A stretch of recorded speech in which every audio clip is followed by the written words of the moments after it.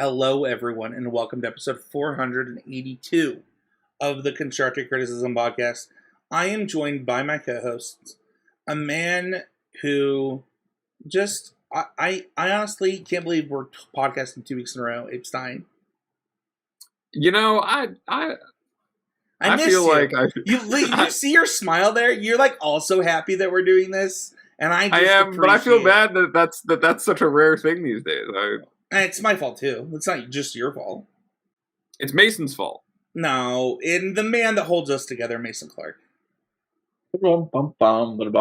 It's Pick 2 set review. I love it. I love it. We're not going to do hashtag always improving. It is the point of the show. But this, you know what? I'm going to say it because nobody else is going to say it for us.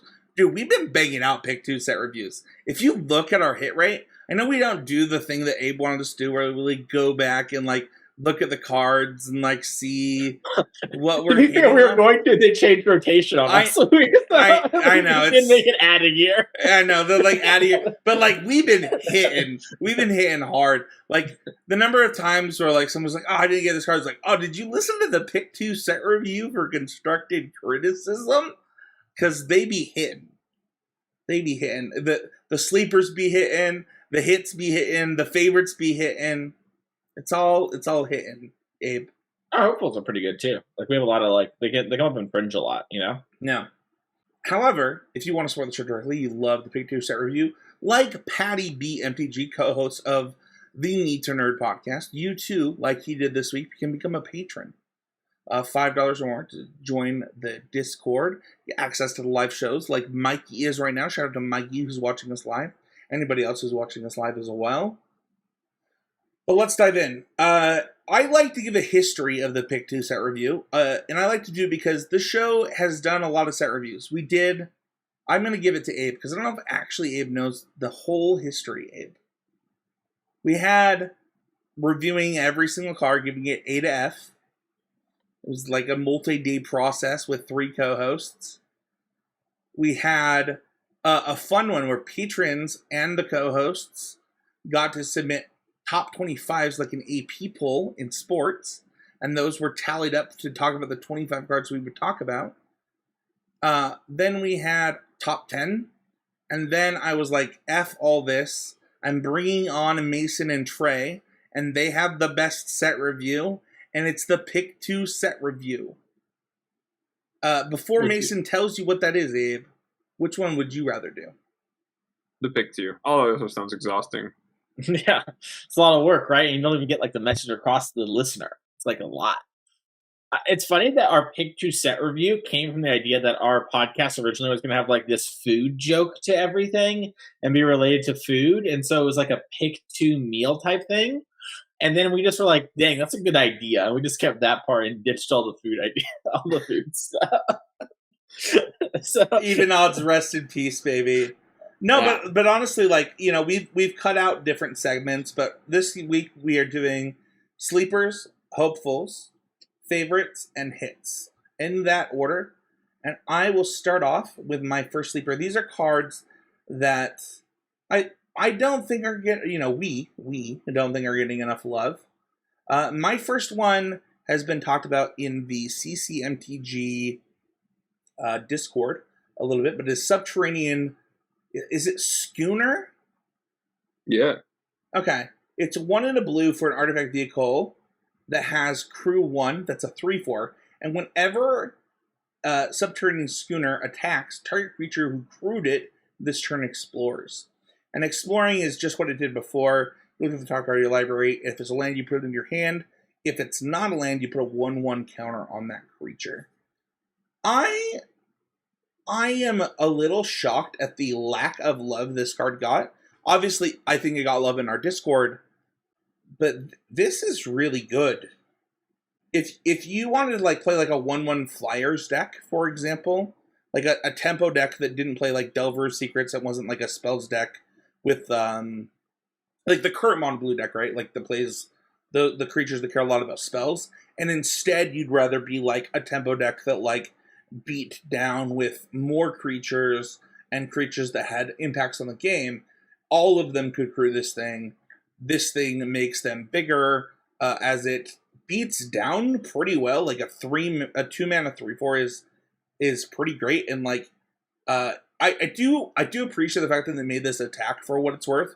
Because if they had just made it like if the thing that crews this explores, it'd be way too good.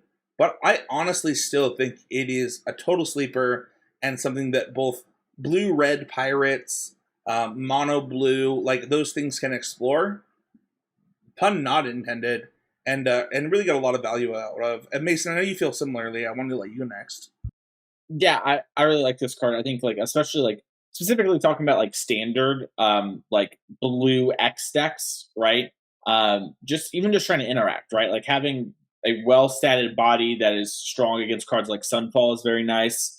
And just in general, I think exploring is good. It is not draw a card, but it is like pretty like comparable. Like I think it is often like better than Scry or whatever. So that comes up a lot. And also one weird thing about this card that's worth noting is you can make your 0-powered creatures actually be the ones that explore by having them crew as well with this, because you can overcrew. So if you had, for example, Ornithopter, you could Ornithopter and your Delver, for example, and then target the Ornithopter, so then it grows. So that is just simply a way of saying that, like, if there's some weird, like your creature grows or whatever, has some sort of activated ability, like pumps it, you could pump it one time, crew, and then maybe in the future not need to pump it again, as long as you hit a non-land card. So I think this card's really cool. I really like it. I don't think I've seen Abe talk about it, but I think I like it a lot for standard over the course of like 3 years. I'd be shocked if it doesn't see some play. Yeah, I mean, it's really hard for me to not like a card where the closest analogous card I think is Smuggler's Copter. Like it just generates a lot of value. I think like I don't know. Explore is a tough one to evaluate because it really depends on the content of your deck, but like anytime you're clearing lands off the top of your library or like, you know, getting card selection, like you said, Mason, it's a lot better than Scry. It's like better than Surveil by a pretty reasonable amount, and it's in fact like just below draw a card. It's probably like the closest you get. Yeah, it's as close as you get without drawing a card to draw a card, because you just either do actually draw a land or you get to Surveil and get a counter. I just think about like how good this mechanic was in standard last time. We're going into standard season. This card, I really love the Smuggler's Copter's analogous. The thing is, a 3/4 is so big on like as early as this come down. Like, I just don't think it's that hard to like construct a deck where that matters. I agree with Abe. I agree with Mason. My next card is Out of Air. Can I say one thing about the? Yeah. Go ahead. I think it works really well with Raffine, which is like a low bar, but like Raffine, like getting the extra lands. We have a lot of looting in standard right now, so like that matters a lot. And then the last thing I wanted to say, which was kind of going back to standard of old, was when we had like Jadelight Ranger and friends last time, it was really easy for your mid-range deck to like kind of always curve out and reliably play 5 drops on 5 and 6 drops on 6. So if you've got a lot of explore cards in your deck, like maybe you have this, you have something else, right? It's not unreasonable, I think, to assume a similar thing now, and that's like really strong. I think that blue decks that wanted tempo cards that would want to play like 4 drops that would never play them historically might get to play them now. Like that sounds, you might be like, what does that even mean, Spencer? But to Mason's point, you're gonna draw lands when you have lands to draw, and you're just naturally going to have larger creatures than you would normally have. What do you say? Overflow of Ideas is the card that, like, for each island you haven't played 2, you like draw a card and discard 2 or discard 3. Yeah. Like that one with discard seems really strong too. Just like making my land drops is good to interact, and then I get paid off in spades. There's a ton of support for this card already. Like you already would play like creature spells like Ledger Shredder in the mono blue spells decks. And I think that this card in standard is actually better than Ledger Shredder. So tons of things going on. My next card is Out of Air. This card is 2 blue for an instant. It costs 2 less if it targets a creature spell, and it's just counter target spell. I have had 2 separate conversations in the last 12 hours about this card with people who want to play it in Pioneer, in the blue-white Lotus deck. as well as just, are we getting close to just saying, like, how close are we to putting like 1 mana counter target creature? Was like a conversation. And honestly, I one of our patrons, Mikey, saw this card and was like offended, and I'm not sure why. I actually think this is like one of the very best blue counter spells printed. That's like, my former host of the show, Michael Hidrock, would always be like, if you're playing cancel in your deck, your deck is bad. And like this deck lets you not play cancel. You're like, okay, like things that are getting back the board early, I gotta counter them. And then like things that matter late, I gotta counter them. And like the mana that I'm using doesn't matter. I think this card is like out of this world slept on. I think this actually might make me more interested in Blue, White, and Pioneer. I think this card, I don't know if it like goes into Modern because like you have actual counterspell, but like Pioneer, Blue, White, this is like slam dunk. One of the best cards they could have gotten. Yeah, I mean, I think the biggest knock against the card is that blue can be tough on the mana, especially in like in Pioneer and especially in the blue-white deck, where like you have a lot of early white requirements, and then like adding blue to that to get Essence Scatter on 2 and the match where it matters can be tough. But you know, any counterspell that functions in the early game of protecting yourself and then also serves in the late game of like, you know, keeping things from swinging back is has got potential for sure.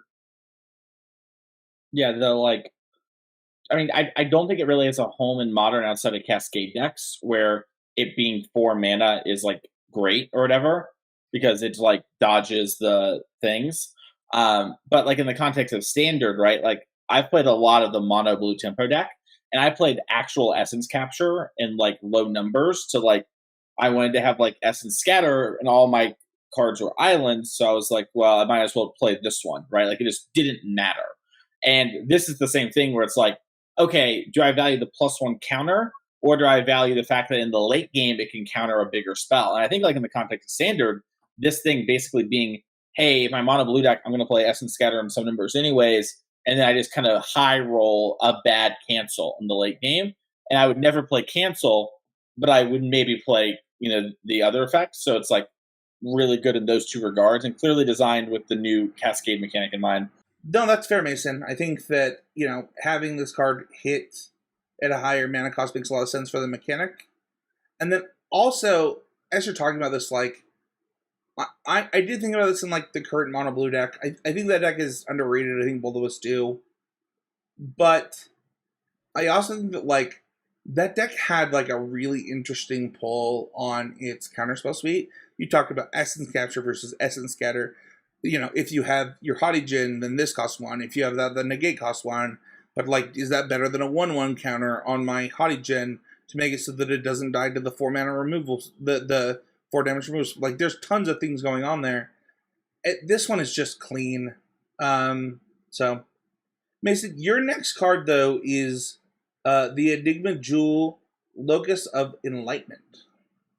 Yeah, so start on the Enigma Jewel front side. The Enigma Jewel is for blue, a legendary artifact. The Enigma Jewel enters the battlefield tapped. The Enigma Jewel has tap, add 2 colorless, spend this mana only to activate abilities, and it has craft with 4 or more non-land with activated abilities. So craft is a weird mechanic from the set. Basically, you're spending the 9 mana that sort of plays, and then exiling this artifact, and then 4 or more other permanents you control were in your graveyard that meet the requirements for craft, and then this transforms to the backside. So just so we're all on the same page, I have this in play.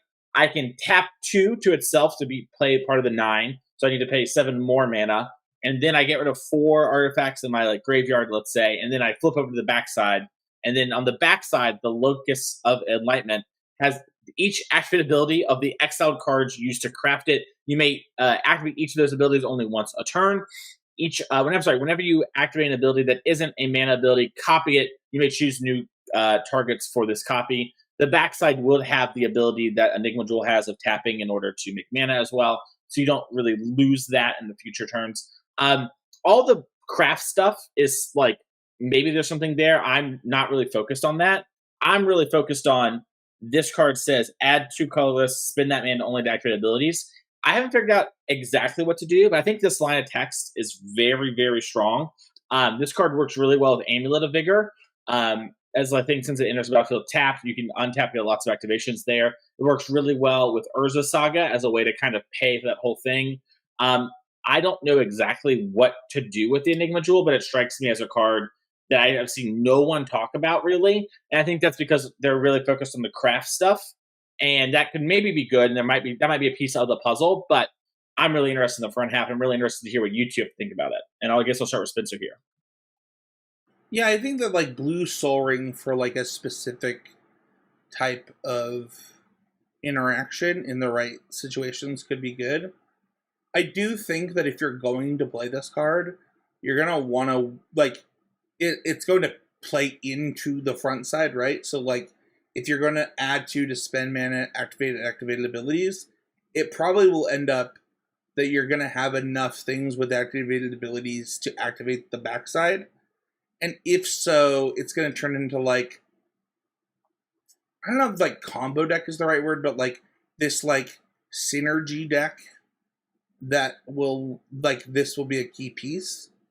That's how I read this card. This was something that I read probably like 4 times when getting cards for the set review. And I just deemed that it had too high of a cost on the backside. And maybe I'm wrong, right? Like, the number of times where like that type of thing is nonsensical can happen. But the problem is like, I don't know. I guess it's not a problem. If you want the front side of this card, you want the back side of this card, and I think that is a benefit to the card. What about you, Abe? I am surprised, Mason, that you didn't mention what is it, Kinnan Bonder or whatever. But this card works incredibly well with everything that deck is doing in terms of like you can use the mana to filter through your prophetic prisms to be like actual usable mana, as well as in any sort of paradox engine shell with that going on, you just like have a huge dose of starter mana. But I guess like, I don't know. My other thought is always Eldrazi Displacer when I see colorless mana pips in abundance on a card like that. But no, I think like probably the best home for this I can think off the top of my head is to use it with Kin in a deck that wants, you know, lots of mana rocks, but also like use it to filtering stuff, and you know has like is something you can Karn Wish for if you like need the mana source to like keep going. Like there's just a lot you can do with that's already playing into that deck's like game plan, already in that color. Wait, can we just cut green from Ban Eldrazi and just play this? I don't think so. I think because like blue, you don't get to like cast blue white. Like listen, former host of the show, Matt Kling, who got it stolen from him in a challenge where he beat up on other people. When he invented blue white Eldrazi, that was the best deck of that format. That actually sounds kind of busted, Abe. Well, it doesn't let you cast the Eldrazi. Oh. Yeah, I was pretty sure that you'd. Yeah, this is not Soul Ring. if it was Soul Ring for the Eldrazi, I promise you I would have let on. Yeah, so it's Soul Ring for the Eldrazi. That's where my head's gonna go. Hey man, this is turn set review. This is the set review show. This is the set review show. Sometimes your brain doesn't work. It's all good. This is Training Grounds. That's so much worse. All right. Yeah. Training Grounds, which is a card in Standard for it. So there's like some competition. So I don't know exactly. I'm going to be honest. I had just forgotten about like Chromatic Prism, the Bonnet, the Kinnan stuff, Abe. So that's like a really great find of like float some mana, churn it out, right? I really like where your head's at with that one. So that's really cool. I'm excited to see sort of what players do with that. Feels like I'm going to see Doomwick stream that in a week. My other card, though, I have a pretty good idea of where I think it's going to end up, and in lots of other places too. I'm excited to hear what y'all have to say about it. It's Souls of the Lost. It's 1 in a black creature spirit. Star and then star +1. So imagine the Tarmogoyf stat box. That is kind of how it is. As additional cost to cast the spell, discard a card or sacrifice a permanent, and then it has the ability Souls of the Lost power is equal to the number of permanent cards in your graveyard, and its toughness is equal to that number +1. So if you have, let's say, 2 fetch lands in your graveyard, this is a 2/3. What I like about this card is it synergizes really well with things like fetch lands, Mishra's Bauble, Street Wraith. I think this is like we've seen people try to play like Sultai, Shadow in the past, and while we had some new things that made you want to be Sultai, like Grist and the Invasion of Ixalan, while those cards are, I'm sorry, Ikoria, while those cards were good, this lets you have the big Goyf body, which was one of the biggest appeals about that, without having to spread a color. Obviously, it's different. You don't need to have the different card types, and your opponent doesn't help you with it. But with things like Fetchland, Bauble, Street Wraith, I think there's something really going on with this card. I really like it in kind of a shadow style deck where it is just another thing. And I'm curious to hear what y'all think. And I'll throw it to Abe first on this one. Yeah, I think like this being a card that plays well with Bowmasters gives it a little bit more legs in Modern too. Like finding ways to use just an extra 1/1 for more than just a 1/1 is pretty strong, and also creatures that are just stat line large have been pretty good as of late. I don't know. I guess there's also an argument like Pioneer. There's a decent amount of graveyard synergies you could try to enable.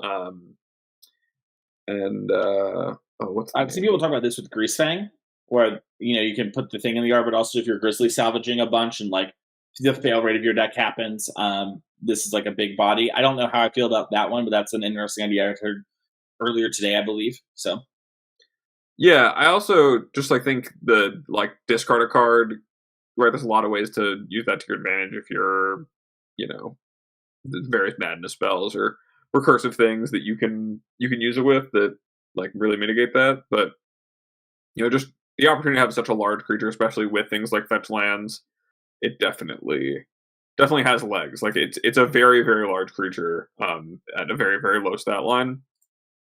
And traditionally, who cares if you 2/1 yourself, put your creature in play if your opponent dies with 6 cards in their hand? Okay, I just want to be clear because I think that it could be really confusing.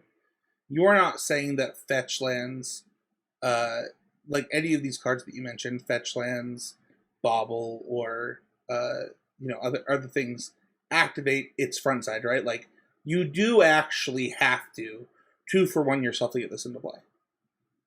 Well, you're 2/1ing in the sense that if this creature dies, you get 2/1, right? You just have to sacrifice something or discard a card, right? To but play if you're not what I want to be clear to the listeners, this is why I'm bringing this up, is because the way that you presented it to me sounded like if you sacrifice the Bauble, you got the Bauble sacrifice. You've got if you sacrifice the fetch land, you have the fetch land sacrifice. That's actually not how it works. That's not how it works, nor would that be the right way to play it. You would rather fetch and get the land so it gets bigger. Yeah. Same with the Bauble, same with the you have to lose a piece of cardboard to put it into play. Yes. Yeah, you're always losing. I just wanted that to be clear to the listener. Yeah, and that's why Abe mentioned Bowmaster, was because he was saying you sack the army token. In case that wasn't clear, because he said the 1/1, so just so we're all on the same page. Abe wants to sacrifice the army. I assume you don't want to sacrifice the orc, but maybe we got some not dead after all, Abe. We got a little stew going. So, we sack our grief. We have to retarget it, bring it back to this. But, you do need to sacrifice something. Those cards are just all cards that replace themselves. And if you think about it, right, let's say I have a Bauble and this in my hand, right, where I have a Bauble turn 1 into this. My Bauble just turns into any random card, and I can discard that card. And if it's a permanent, now this thing got +2/+2. Yep. So, just a big. I just wanted to clear that up because of how it sounded. This is it, guys. Every set Spencer has one card that I'm like, hey, prove me wrong. But I don't see it. I think this is too much of a cost. Whereas Tarmogoyf is basically free in those formats. You would have to do a lot to convince me that this is better than your other options in the same spot. When Mason and I debut the green-black roll deck with our dude, I'm happy to be wrong. I saw Mason's tweet about this initially, and I was like, yes, I totally get that this can be massive, and it can just be big creature card. But the second this thing gets fatal pushed, you're gonna be really sad. I played with this card, it is strong. Like, Are you allowed to say that? yeah, I mean, I've played with. I know all the cards. Like, I tested Modern Horizons. All right. What do you think happened when we tested? I played with the cards. All right. Cool. That's good to know. That's good to know. I'm not saying this card is like Oko, nor would I tell if I thought a card was Oko, nor would I mention it's Oko. I think there's some magic to be found. I'm just saying I was a little bit of not a believer when I first read this card, and then I built a deck with it in mind where we had Bobble and Street Race, etc. And I just it was very easy to play this as like a pretty big body. And in the late game, the cost is basically negligible. Sure, because you're building a deck that's all the 1 and 2. Yeah. Yeah, and honest to God, like the way I had the deck built, it was just sacrifice like your second land a lot of the time. And it was just like, who cares? My deck's all 1 and 2 drops. I'll just play my third land as my second land. So obviously there's some amount of maneuvering you have to do, but honestly, I think it is best on turn 2 or like the last threat you play, and not very much in between. That makes sense. So it's great. I love your first sleeper. We have Spyglass Siren. This almost made my list. Talk about it. Yeah, Spyglass Siren is 1/1 Siren Pirate. So 1/1 flyer. And when it enters battlefield, you create a map token. Map tokens are artifact tokens with 1 tap, sacrifice artifact, target creature you control explores, activate only as a sorcery. This card is just, it's a blue Thraben Inspector light. It's you're getting your value as it comes in. We're just talking about how exploring is as close as you can get to drawing a card without drawing a card, as far as keyword ability. The things that are like just shy, and already being on a 1/1 like body, plays well with Curious Obsession like style decks. Slap Curiosity on this thing. You're drawing some cards. It also is built into, no matter when you draw it, either be a redraw or just be like a 2-mana 2/2 flyer, which is fine. And I don't know. I just think that I was close, but it was close for me between this card and the there's a single green 1/1 that when he enters the battlefield explores. As far as cards I wanted to put here as a sleeper that people aren't talking about enough, as far as cheap ways to explore in the early game. But if this card is either blue 1/1 flyer, draw a card for 2 mana over 2 turns, or blue 1/1 blue 2/2 surveil 1 for 2 mana over 2 turns, both of those are just good cards. And I think and that's not even counting the possibilities of you using the map token on another creature you care about having sport on more. You could crew your schooner with this and then use the map token on the schooner and then the schooner on the siren, and now you just got a whole explore stew going on. So yeah, that's mine. I don't know if you guys have anything else to say about it. Yeah, like I said, it's almost been my list. I was hopeful for one specific thing, and it was a red 1-drop pirate that was aggressively costed, that didn't have a lot of requirements to be good. And we got this, which is a blue 1-cost pirate, which makes sense.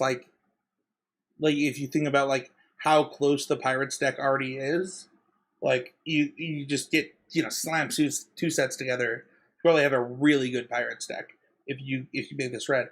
But honestly, if this card was hybrid blue red or red, I actually think it would be the best card in the set.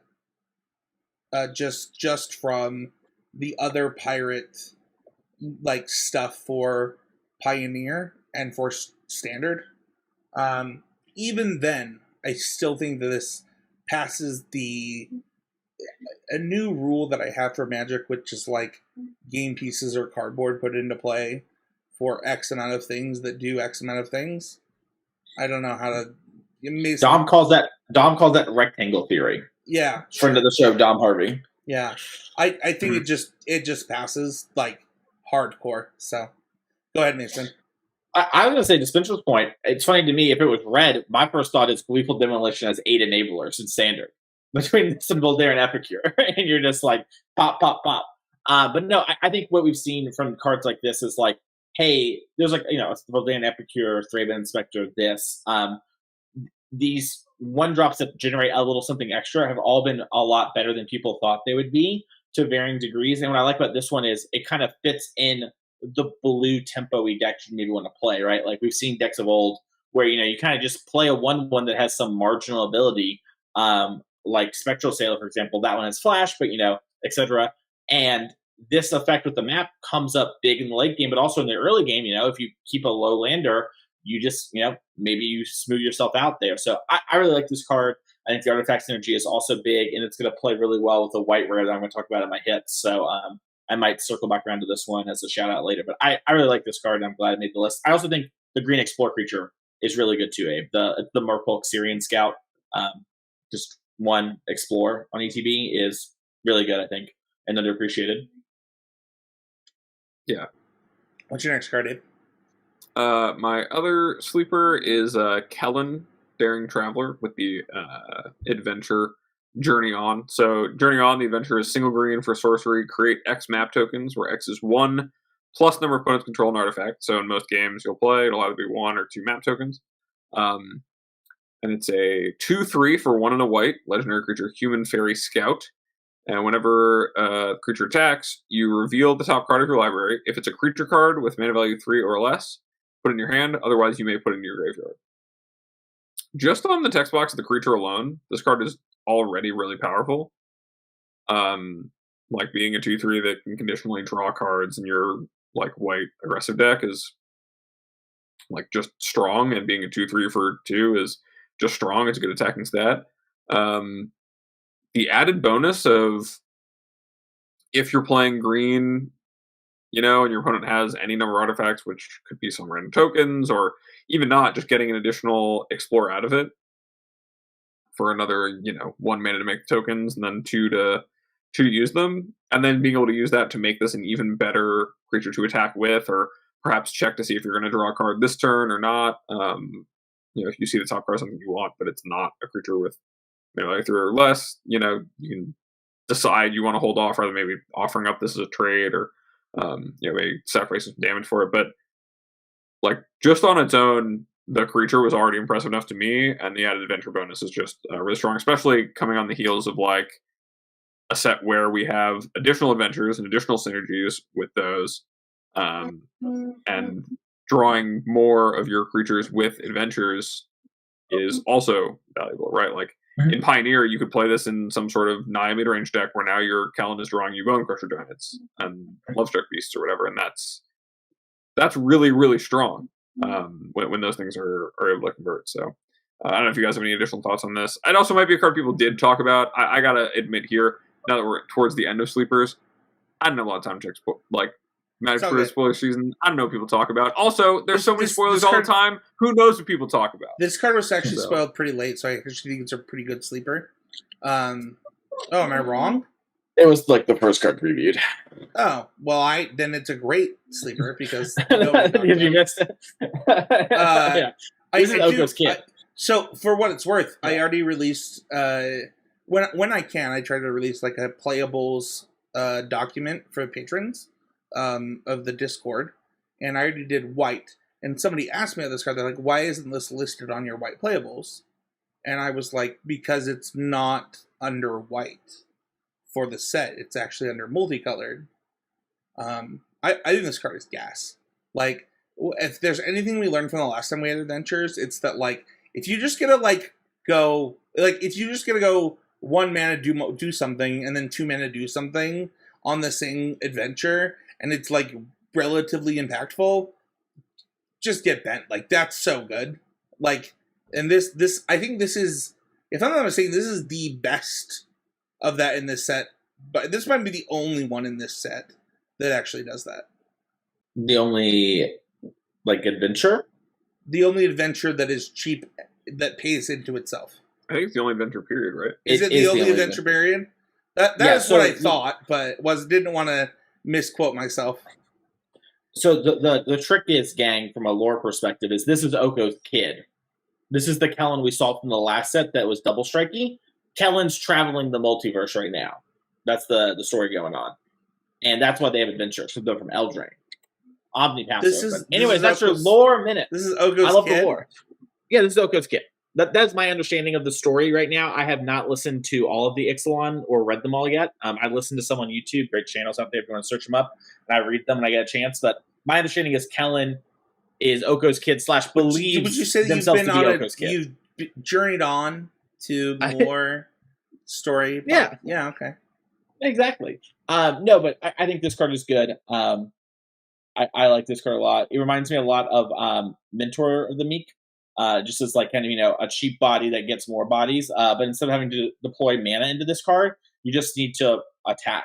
And obviously attacking requires a little bit more in a your creature sticking around. But I think a 2-mana 2/3 is like pretty good. And like we talked about, Journey On is nice. So I really like this card. I think it's a great sleeper. And I do think this card has been under talked about. And, I think in part because there's just so many previews all the time. It's hard to keep up with everything. And, this one was previewed in Vegas. So I think that was kind of what happened there. But this card's nice. I really like it. I do like that, like, Oko's legacy of, like, the first time I was ever seen was, oh, what's a food token? Yeah. And this card's legacy of, like, the first time I was seen was, ooh, what's a map token? That I actually have a video of Misplaced Ginger looking at me, and he goes, I'm going to shot call it. A map token is you search your deck for a land. And I know what a map token is, and I'm like, there you go, buddy. You got it on camera. And so it was really funny. Also, by the way, I don't think any of us put the lands from the cycle. I want to really shout out. I think all the lands are sleepers. I do have. I think we got one land on that. I've also got lands. Sorry, I meant like as sleepers. Just like I'm sure they're going to come up in other areas. Just like I feel like no one's talked about any of them but the Rakdos one. I think they're all great. I just wanted to get that out of the way. We'll talk about them more later, but easily could have slot all those in here. I'll just jump on this. I got multiple messages about the green red land. Like, oh, this is so bad, Spencer. I was like, why? Like, why is this bad? And I don't know that I understand what people expect from creature lands anymore. Like, one, you don't have a green red creature land now in Pioneer. Like, that doesn't exist. So like, this is better than everything existing. And then two, like, why is it bad? Like, what? A lot of people got to consider that sometimes when your land taps for 2 colors of mana and then becomes a creature, that's the whole joke. Yeah. Like, it taps for the same amount of Raging Ravine and deals the same amount of damage, and that card's considered really good. It can crew a Sky Sovereign. I just don't understand what's happening. Like, what do we want from our creature lands? Mutavault can't crew a Sky Sovereign. It cannot. Yeah. Also, It Mutavault makes that mana's that Dex mana so bad.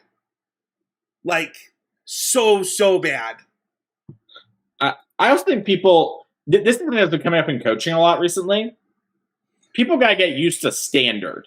Things are different in standard. Yes, I feel like a lot of people 100%. haven't thought about standard in a while. And like people are like, oh, Pioneer's comparable. There's a lot of standard cards in it. And there's like, yeah, there's a lot of standard cards. But those are like the best standard cards we have right now. Like it is just going to be a rude awakening in a couple weeks. Yeah, like Fable or Shieldred. It's so true. Like, and you're just scrap it out on turn 9. So funny. Turn 9's a crazy place. What's so funny is like Abe and I were like preaching to people like, "Hey, standard's really good." During the San Diego RC, we were like, "Got folks, like it's a really good format," and I don't think it got worse. Like, I think Worlds was really entertaining. I think that, like the decks like rotate between this rock paper scissors. And it's been this rock, paper, scissors for months and months and months. And the decks that are in that rock, paper, scissors have changed. But, like, we're going to talk about, like, if you look at, I just talked about my document. And, like, a lot of the cards I'm talking about are standard because standard season's coming up. So, should we talk? Oh, go ahead. Just really quick, I just want to, like, because there's been this thing that I call, like, arena babies or arena boomers where, like, they came in to Magic through COVID and the arena because they had nothing to do, and they've gotten into competitive Magic, and the biggest thing has been Pioneer for them, right? And like they don't really know Modern, but they know Pioneer, and so for people like that who played Standard before and are coming back to it, or maybe you haven't played Standard in a long time. That's why we keep mentioning these Explore cards. Like, they are really, like, we talk about it being better than Scry or whatever, and probably better than Surveil. Like, hitting all your land drops really matters. Curving out really matters. Not flooding out really matters. Like, a big reason why I feel the Mirror Breaker is strong is you don't flood. Like, you just can turn those things into other things. And so drawing the land is not that different than looting past the land, right? So I just want to highlight that, like, things are different in Standard. So especially when we highlight a card as Standard, stop thinking about it like it's a Pioneer and Modern card. Like, obviously, our 5-mana creature isn't for Modern. You know, it's just not a... Well, I guess there are some 5-mana creatures that are good in Modern, but, you know, they're not really 5 mana. So, sorry, Spencer, I just wanted to, like, back you up there. No, you're good, man. I want to talk about Eats Kinth, firstborn of Geshoff. I want to note that I used the pronunciation guide for this one. Thank you, Mason. So before I read the card, I want to mention that I have not looked into green-red dinos in Standard. I'm still doing my process of the set, but this card caught my eye so much as we move into Hopefuls that I needed to talk about it for Pioneer just by itself. So this card is a legendary creature dinosaur. It has haste. It's a 2/3, and then when it enters the battlefield, you may pay 2, and if you do, you can target dinosaur you control. Any dinosaur deals damage equal to its power to another target creature. There's a lot of reasons this card catches my eye. The biggest one being the fact that it's a 2/3, so it gets to be a part of that reckless rage conversation. It gets to... There's a lot of reasons. And Dinos is so close in Pioneer. It's like there are a few, like Gruul gets like innovations, right? Like he gets things put into it. Each set is like, here's the way that we treat Gruul this set. Here's the way that we treat Gruul this set. And Dinos is actually one where like there are really powerful cards at like really powerful parts of the curve, and you need things to make it work. I would not be shocked if this card was good enough to move the needle to put it into like a considerable tier 2 deck. Like, I think that's how good this card is. The fact that you can use any dino, the fact that it's a hasty creature by itself, like, it's all the pieces of the buffalo on this one. Go ahead, Mason. I mean, I don't want to steal Abe's thunder because I'm sure he's going to talk about green-red dinos and Pioneer. I know he's played that deck. But I just want to say Bard class. Mic drop. So I did have this. That's so funny. I have a Bard class deck that I'm playing right now in preparation for this card to drop on Arena, but I wanted to save that for a deck. But yeah. So I don't know if you knew this, Spencer, but a long time ago, like a year ago, back when they announced that the RCs were coming and that the first one was going to be Pioneer, I played like every Pioneer deck under the sun, and I mean every, including red-green dinosaurs. Sure. And 5-0 deck at the time. 5-0 deck. it was doing its stuff. It was cooking a little bit. And I would say that this card, I think, is a pretty meaningful improvement from like the 2/3 for 1 in a red from that core set or whatever that like deals damage things come in. Yep. To trigger the enrage stuff. Not only because it is a haste creature, so it can like increase your clock by a little bit, but also just because it's a much more relevant ability to be able to kind of keep control of the board, rather than kind of have to rely, like that did a lot of relying on Galta and Regisaur Alpha together. Yeah. To like to do all I the know moving, I know what's happening there. I played that deck too. Yeah. It's a little Splinter Twin situation. But yeah, this card's definitely even just like at its rate on its own, especially in something like Bard class, like being a creature you can put in your deck that works with the rest of your deck, but also is a removal spell. Like with Bard class, just leaving like a 2-mana deal 3. If you put some effort in, it's definitely a strong one. This on curve with the other dinosaurs too, right? Like you played on 2, and then also it fills in like your 3 can be like Rampaging Ferocidon, and then your 4 is like maybe they killed this earlier, and then you play it again, like a new one, and then trigger it, right? Like that. The fact that it fills in your curve too, to me, is so good. Yeah. And if it didn't have haste, I would just be like, lol. But the fact that it has haste means that like this is a serious card. Yeah, I agree. Magmatic Galleon is next. We are on a search for the one piece for 3, a red, and a red. It is an artifact vehicle and enters the battlefield and deals 5 damage to target creature and opponent controls.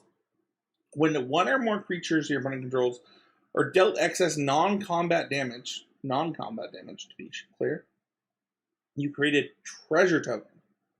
Crew 2. Just 2.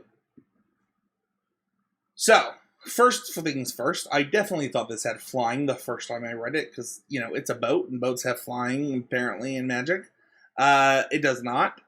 However, this, I am a big believer in Standard, in Storm the Festival ramp decks.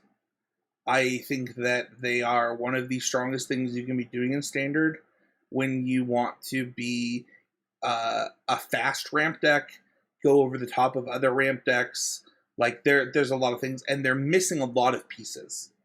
Like there's a lot of things those type of decks are missing right now in order to compete. Unlike when I was talking a lot about them on our YouTube channel, this is a really big piece for that type of deck. And I am hopeful that this coming down, killing something like, for example, a Territorial Stomper, getting a treasure, lets you go over the top of some of the other things that can be done in Standard right now with like the 5-color ramp decks. I say that even though like right now I'd play 5-color ramp in Standard. Like I think it's just one of the best decks, but I think this is a huge get. It also is one of the things that the deck was missing because of Territorial Stomper, where you wanted Territorial Stomper to be able to crew something when you didn't have the necessary lands. Something that it was missing when some of the other vehicles left Standard. Like I think this is a huge get. So I agree. I think the curve out play of Territorial Stomper is very good. Just it gets you to 4, and then you play your 5th, and you do it. That's nice. I like this card a lot for Standard. I will say I've seen people say it's like better than Skyboat or Sky Sovereign, as its proper name is, in Pioneer. And I think that's mostly wrong. I think people just are misreading this card a lot. Guilty. Yeah. Guilty. Yeah. it is much worse than Sky Sovereign, but that's okay because I think it's home is Standard stuff. And also, dealing 5 matters sometimes, right? There might be moments where you have a red Karn deck and you want to have this as maybe another thing because like Shieldred's in the way, right? Yes. So like, it is different. If you got to my head, you'd say one stronger. I choose Sky Sovereign, but that doesn't mean this one's a non-starter per our like Raging Ravine, new green-red dual land conversation. Yeah, I think specifically in the context we were just talking about, Spencer, of like the Storm the Festival mid-range decks that are maybe a little bit smaller than the ramp decks, but bigger than your traditional like small ball mid-range deck. This card having the excess damage generate treasures makes it so you're going to be not only impacting the board with the Galleon itself, but then also getting closer to flashing back your Storm the Festivals inherently, which is like pretty strong. Especially in something that's going to try to cap out on like 5s being their mid-range threats, maybe like Ren and 7s and things like this to make sure it actually can fuel it. Definitely has a lot of promise in there. Abe, what is your first hopeful on this set? My first hopeful on this set is Anim Pikal, Thousandth Moon, which is a 1 red-white legendary creature human soldier. It's a 1/2 with whenever you attack with 1 or more non-gnome creatures, put a +1/+1 counter on Anim Pikal, then create X 1/1 colorless gnome artifact creature tokens that are tapped and attacking, where X is the number of +1/+1 counters on Anim Pikal. I think this card is like pretty sweet. It reminds me of like there's this like Squee from I think maybe it wasn't a Squee. It was a Krenko or something. It was just like it's like a 1/2 that whenever it attacks it was War of the Spark. It's like whenever it attacks, you like put a counter and you get that many goblins equal to its power, tap and attack. And it was kind of like a little too slow to be a Rob Master because it was too hard to activate, like turn it came down and get that value. This card immediately, assuming you're a deck that's like going to use it well, right? You're immediately going to get that value unless they kill this on the spot. And if they don't kill it if they kill it on the spot, odds are your other creatures are going to, right? It's eating that removal spell, and the other creatures can get in.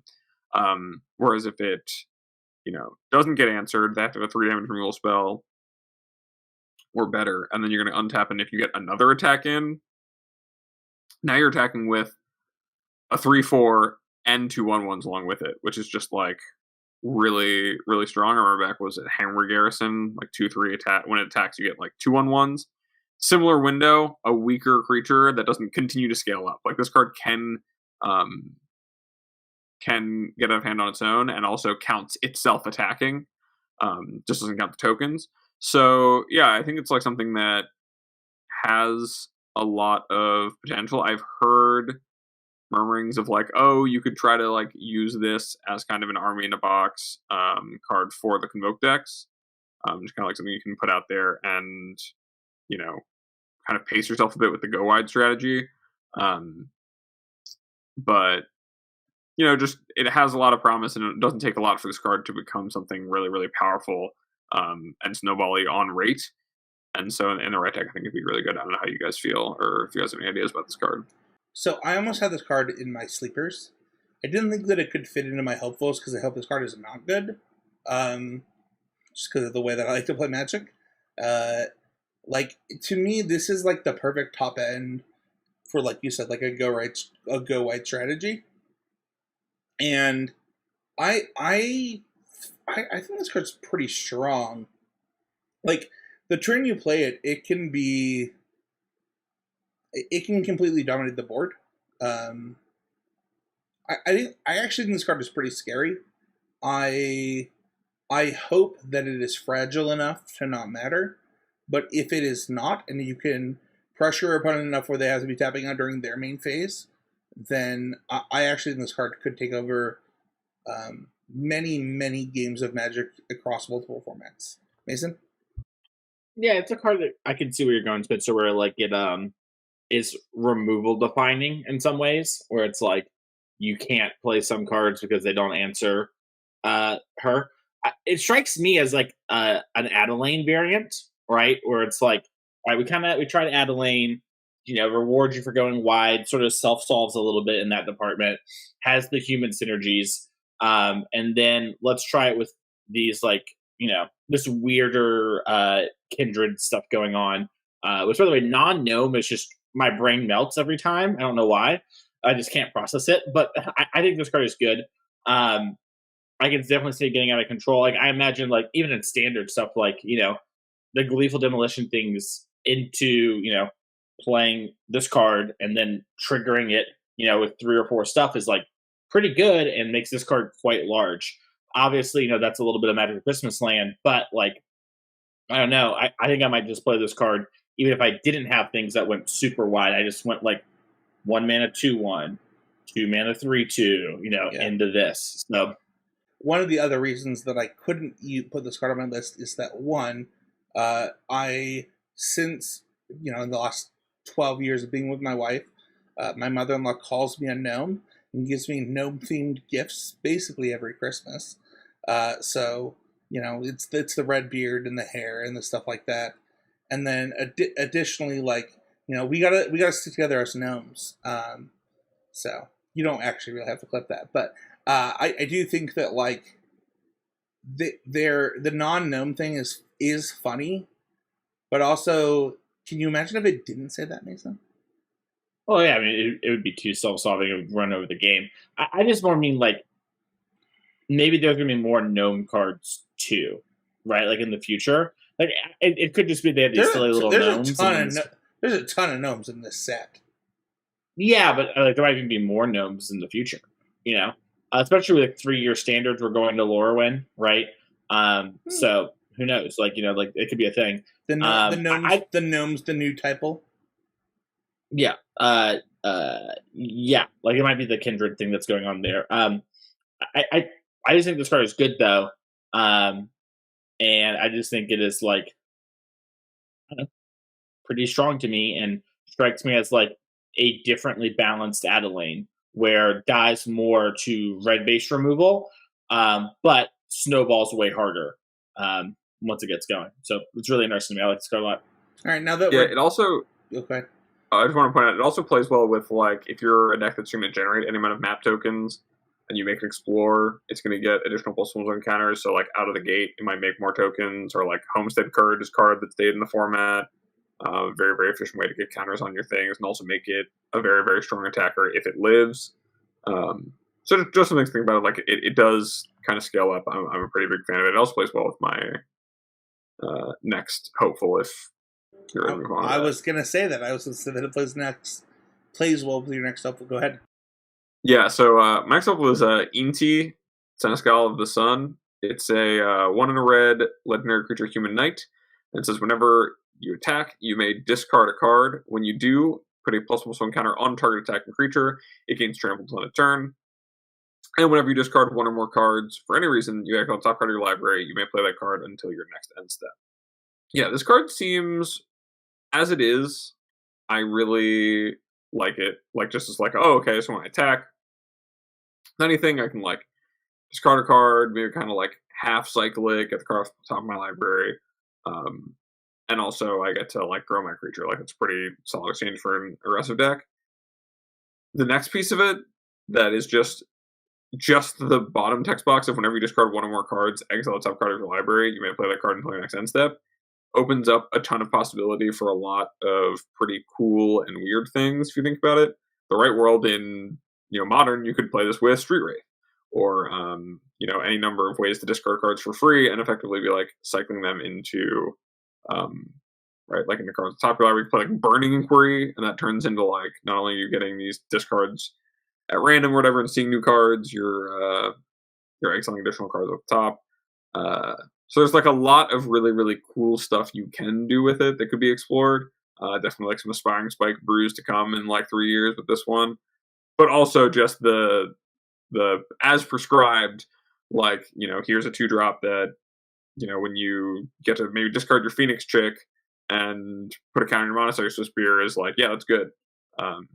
And so I like that card a lot for those reasons. I hope it finds a way to either do something really fair and like cool with it, or do something really unfair and try to like break the second part of it. In either end, I'm hopeful for the card.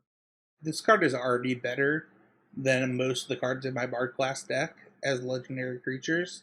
Obviously, it costs 1 for doing so. There are like a few key points that you want to point out. 1, it's whenever you attack. It's not whenever this creature attacks.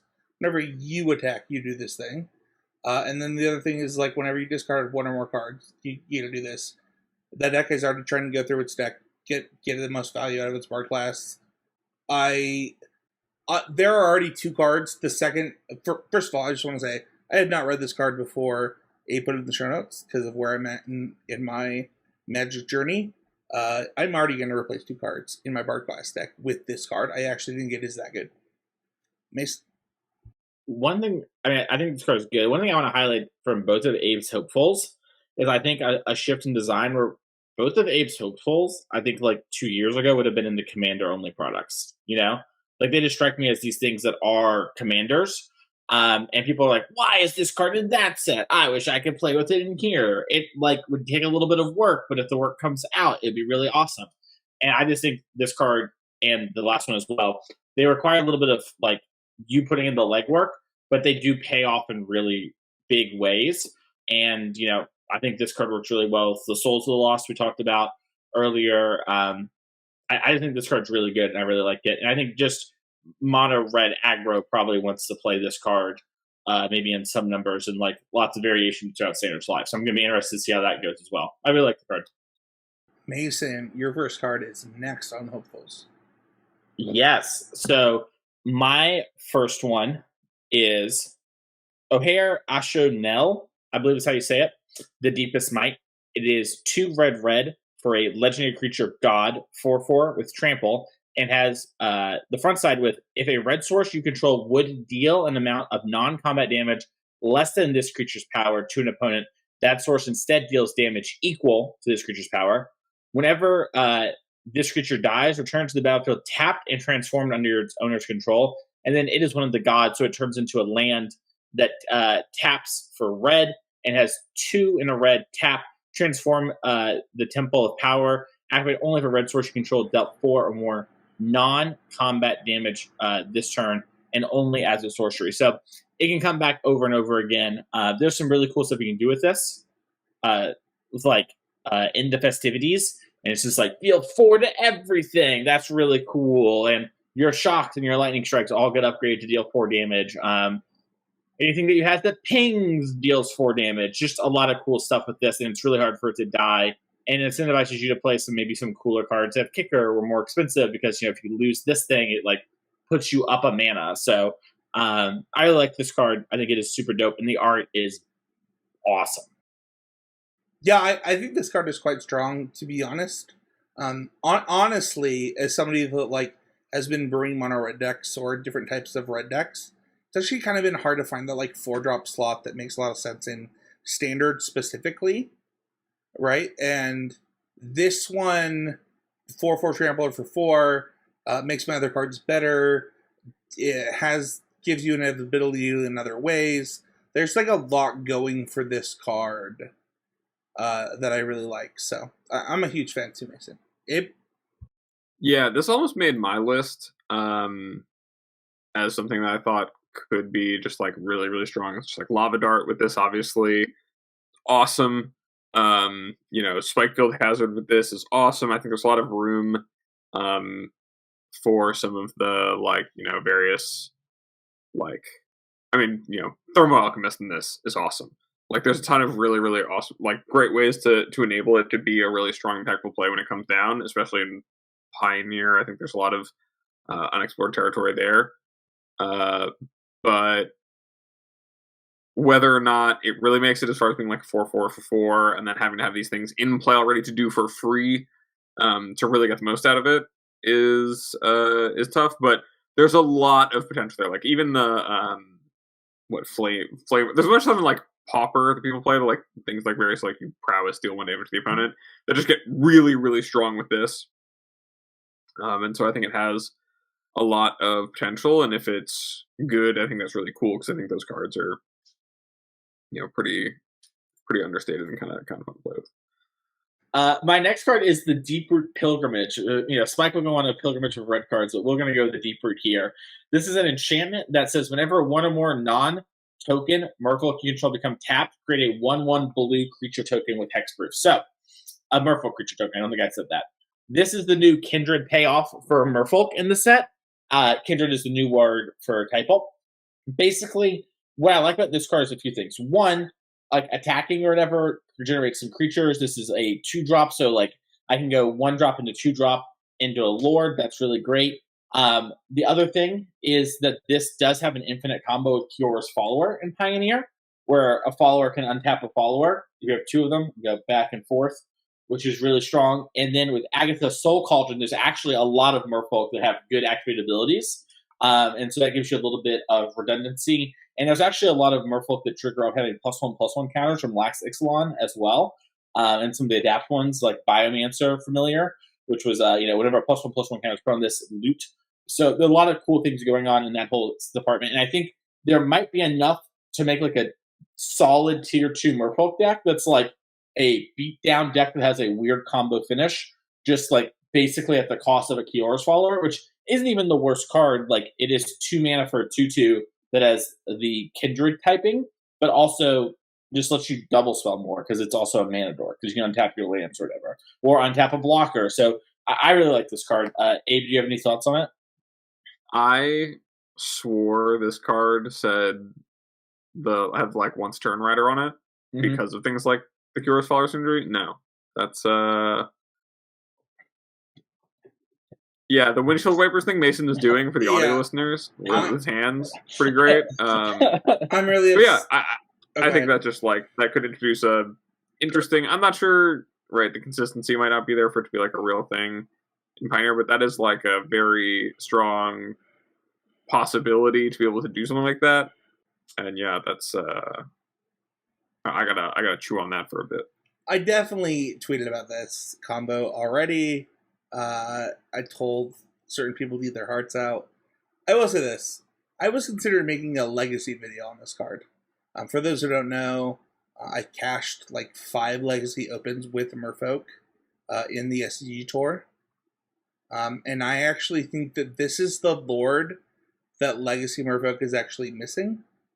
There's like a lot of reasons. One is the free spells, like the number of free spells. Like you get to play this, you get to play like the new 1-mana Merfolk plus the old 1-mana Merfolk. Like it actually is kind of what Merfolk needed to like have staying power while casting its free spells in Legacy. Listen, I'm not saying this is going from like a tier 3 to a tier 1 deck again, but I actually do think that this card changes Legacy Merfolk in a meaningful way. Like a legitimately meaningful way. 2 of these is actually insane. I don't think that we've even talked about the fact that like if you have 2 of them in play, like you just attack with a 1/1, like just get like it's the best Lord. It's one of the best Merfolk Lords to ever exist. It scales really well with the 3 Elite from the last set, which is when Merfolk ETBs put a 1/1 counter on something. Yeah. So, yeah. Yeah. Merfolk got a lot of love recently, and Merfolk in Legacy, with this card specifically, I think, to the moon. Like, it's been a hard time to be a Legacy Merfolk lover because of the way that the cards have panned out. I actually think this one is like, I think this is Legacy playable. I think this is actually. Do you think you can make it modern? No, and the reason is because that deck is like a resource denial deck, right? That's like denying you your mana. The thing about Legacy is that it's got what it's trying to do is it's trying to overwhelm you with its early disruption and its early things. And like if its early disruption is also making 1/1s, it gets to keep doing that. That's not how the modern deck works. The modern Merfolk deck works as like it's gonna like make your lands all islands now. I mean, maybe there's a new version of Merfolk that can be like a subtlety force of negation deck, maybe, but it's not like the fact that like you know you can just have 3 1/1s in play and force away your opponent twice, and like all of a sudden have 8 1/1s in play is like pretty insane in Legacy. That won't work with force of negation because it's not how the card works. Well, to like your point about resource denial and like using cards like subtlety and force negation like they do, these being hexproof. Sure. It is awkward because like the card itself is weak to prismatic and leyline binding, but specifically Sawtooth Fury, the hexproof part does matter a little bit. I do not know if it moves the needle or not in modern. I mean, like in my mind, this feels like a better card to put into your deck than like Master of Waves. I agree with that by a lot. So and I think my thought is like this is Lords like 9 through 12 in Legacy. Like you just only played the good ones now. So you're gonna play Voldaren Hexcatcher, the best one. Oh, sorry. You're right. No, we're playing a lot of Lords. Yeah, I think it's also good with Hexcatcher. Yeah, that's it is insane with Hexcatcher. Actually, that might be good enough for Modern. Now that you've said that.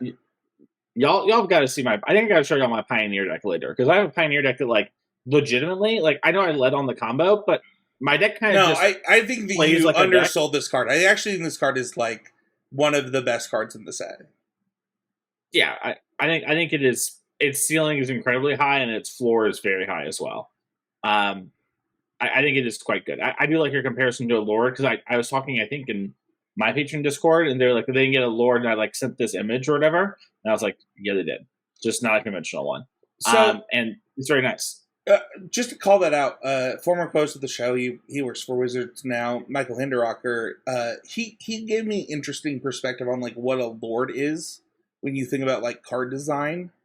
And when you think about like, okay, like what is a Lord? A Lord is just something that makes the thing that you're doing like from like a macro perspective better. And so like, yeah. So like this card is just definitely a Merfolk Lord. And it honestly might be, without playing with it, like, I'm not saying that I know this, but it actually might be the best one ever. Like, it could be that good. That's the potential, the ceiling it has. Obviously, I think it's like the second best, but yeah, second or third. Were you trying to avoid? I think Darren Hexcatcher is Hexcatcher. That's what I meant. Hexcatcher is incredibly strong, and it makes Merfolk in Modern reasonable. I agree. Well, yeah, I mean, just the fact that you have a Flash thing against stuff like Fury is backbreaking. But like just in general, too, a Flash lore that has other upside is very strong, and it's a very clear sign they're trying to help Merfolk out. I don't know if that card's actually in sale now that we're mentioning it. I think it is for like another year. But I had not thought of that. In the Dominaria United. Yeah. Oh, so it's going to be for 2 more years. Okay. Mm-hmm. So, I had not thought of that. That's actually a really good point, Mason. I think that we all agree this card maybe deserved a lot more credit than it's probably gotten. Should we move on to favorites? Mm-hmm. Okay, I felt obligated for the next favorite. This is Glimpse of the Core. It's a sorcery. Choose one. Search your library for a basic force card, put the card into the battlefield tapped, and then shuffle, or return cave card from your graveyard to the battlefield tapped. So first of all, I have tried to make fetch happen a lot in Pioneer. I would say that of ramp players, I have maybe made the most money off of traditional ramp in Pioneer than any other human because I won 3 1Ks off of ramp. Honestly, this is the first actual rampant growth in Pioneer. And you'll be like, oh no, there's like Rune of the Wake. Nope. We're not playing Wastes. Like, there's like, oh, actually, fun fact, no other actual rampant growth in the format. Actual 0. They haven't printed one in 10 years. Yeah. Like the potential downside or big hoot. I tweeted out so I would have it for my article. It's been 10 years. This is upside, technically. Yeah, this is upside rampant growth. And like, you may be like, well, what do you mean? You can only grab forests. Guess what? Nissa's Pilgrimage was half the ramp deck in Pioneer that won that challenge that one time. And guess what? It only grabs forests. Because that's how good ramp spells are sometimes. I don't know what to say about this. I'm not over the moon excited. I think that there's a inherent problem in Pioneer that will prevent this card from seeing play. People ask me, are you going to play this over Wolfwillow Haven? No, I'm not. Do you know why? Because Wolfwillow Haven provides freaking devotion to the battlefield. So I'm obviously going to play that one instead. Oh, Spencer, are you going to build a cave deck around this? Well, I looked at all the caves. Don't think that's happening in Pioneer. You know what, though? I have not looked at, like, the actual 2-4-7. Maybe the 2 into Karn is good enough. Maybe all of these things are possible. But I will say this. This card will eventually see Pioneer play. It will see Standard play. And honestly, if we get Caves again, it has potential to see play beyond that. Yeah, I think this card is like, I don't know, is rampant growth? Is it finally power crept out? Probably not. I mean, getting mana is just really good. In Pioneer, at least, like as long as Nykthos is a thing and like the deck's built around having Kioras and stuff, like Wolfwillow Haven is obviously better because then it's like actually explosive vegetation. It's like providing 2 mana for your 2 mana, or more if you stack more of them. But I think that right now there's a lot of ramp tools that you can play like a small number of off-color basics, still have your core be base green, and still cast all the spells you want to cast because you have ways to go get like your other basics. I think that'll persist into through rotation too, where like sure we'll lose the triomes, but we'll still have Invasion of Zendikar, right? That's the one where you go and get 2 lands and put and play tapped. Yeah. And there's just a lot of ways to make going 2 to 4 to 8 or whatever a really powerful thing to do, and that's not going to change anytime soon just because you have to play a high forest count in order to use it. Yeah, I almost put this card as a hit. I am really surprised. Like Rampant Growths are strong, and if you ever played like in the last decade, or Rampant Growth was just one a green, put a basic in play. Obviously, that does some fixing. But if your deck is base green, theoretically mono green, but base green, like just putting you up mana is good enough. And I think that like the Devotion deck is stronger right now, but there are real advantages to being a ramp deck, including cards like Ugin the Spirit Dragon. Yeah, I don't want to pretend that I'm not going to build the Karn World Breaker Desert deck that this card clearly gives you access to, that you would not have access to without it. Like, the fact that you now have two, like, there's a couple things. One, a Boreal Grazer into Cultivate was something that you didn't have before, that you have now. And you now also have this 2 mana into Karn that you didn't have before. And all of that, plus Deserts, gives you access to, like, this World Breaker engine with Sanctum of Ugin into Ulamog. That with the type of stuff that Ape said, you also didn't have access before. So, like, there is a ramp deck that can exist, Mason. Why do you think that that's going to be able to compete in any way, though, with mono green? I mean, I think it sounds good to me in the mirror. Like, if you believe big mana is strong or whatever, this deck sounds like the mono green deck has a lower fail rate, but this deck has like better in the mirror. This has no fail rate for what it's worth. This deck will never fail. I mean, the fail rate of mono green is it puts creatures in play and attacks, and this deck like draws clunky cards and doesn't draw ramp, right? Like, I understand there's a lot of ramp, but like, you know what I mean? Like like the fail rate is just higher because the creatures have such a low fail rate. But that is all that I'm saying there. But what I'm saying is that like when I look at this deck, I'm not thinking about World Breakers and cards like that. I'm thinking about like Shatter the Skies and Ulamog and Approach the Second Sun and playing it like a control deck and like Rampant Growth into a Wrath, Rampant Growth into Settle, Rampant Growth into Wandering Emperor. That's the kind of stuff I have built and I want to try for the RC, where it's like, if I build my if I can go turn 2, like get my land set up, cast a Wrath early, like is that good enough against enough of the format? I think it is.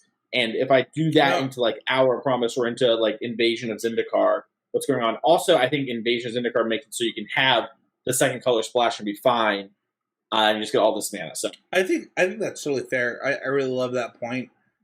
To be clear, this is my hopeful. I think that this card will change Pioneer for the better, and it will be can Bant control decks, can green-red control decks. Abe and I did that podcast on ramp decks, and I talked about how most green-red ramp decks are really control decks. Most teamer decks, most Bant decks, like all of those decks end up being control decks, and they are positioned, like Mason is saying, to beat up on those mono green decks. And Rakdos, I think too. I think you're getting into Rakdos, which is like there's not a way. Like, what are the Thoughtseize? Just you Thougtseize the threat, obviously, or the ramp. I guess you're supposed to Thoughtseize the ramp, but there's so much ramp. Thousand Moon Smithy is next. This card is a legendary artifact. When it enters the battlefield, create a white gnome soldier creature token. With this creature's power and toughness are each equal to the number of artifacts and or creatures you control. At the beginning of your pre-combat main phase, you may tap 5 untapped artifacts and or creatures. If you do, transform it.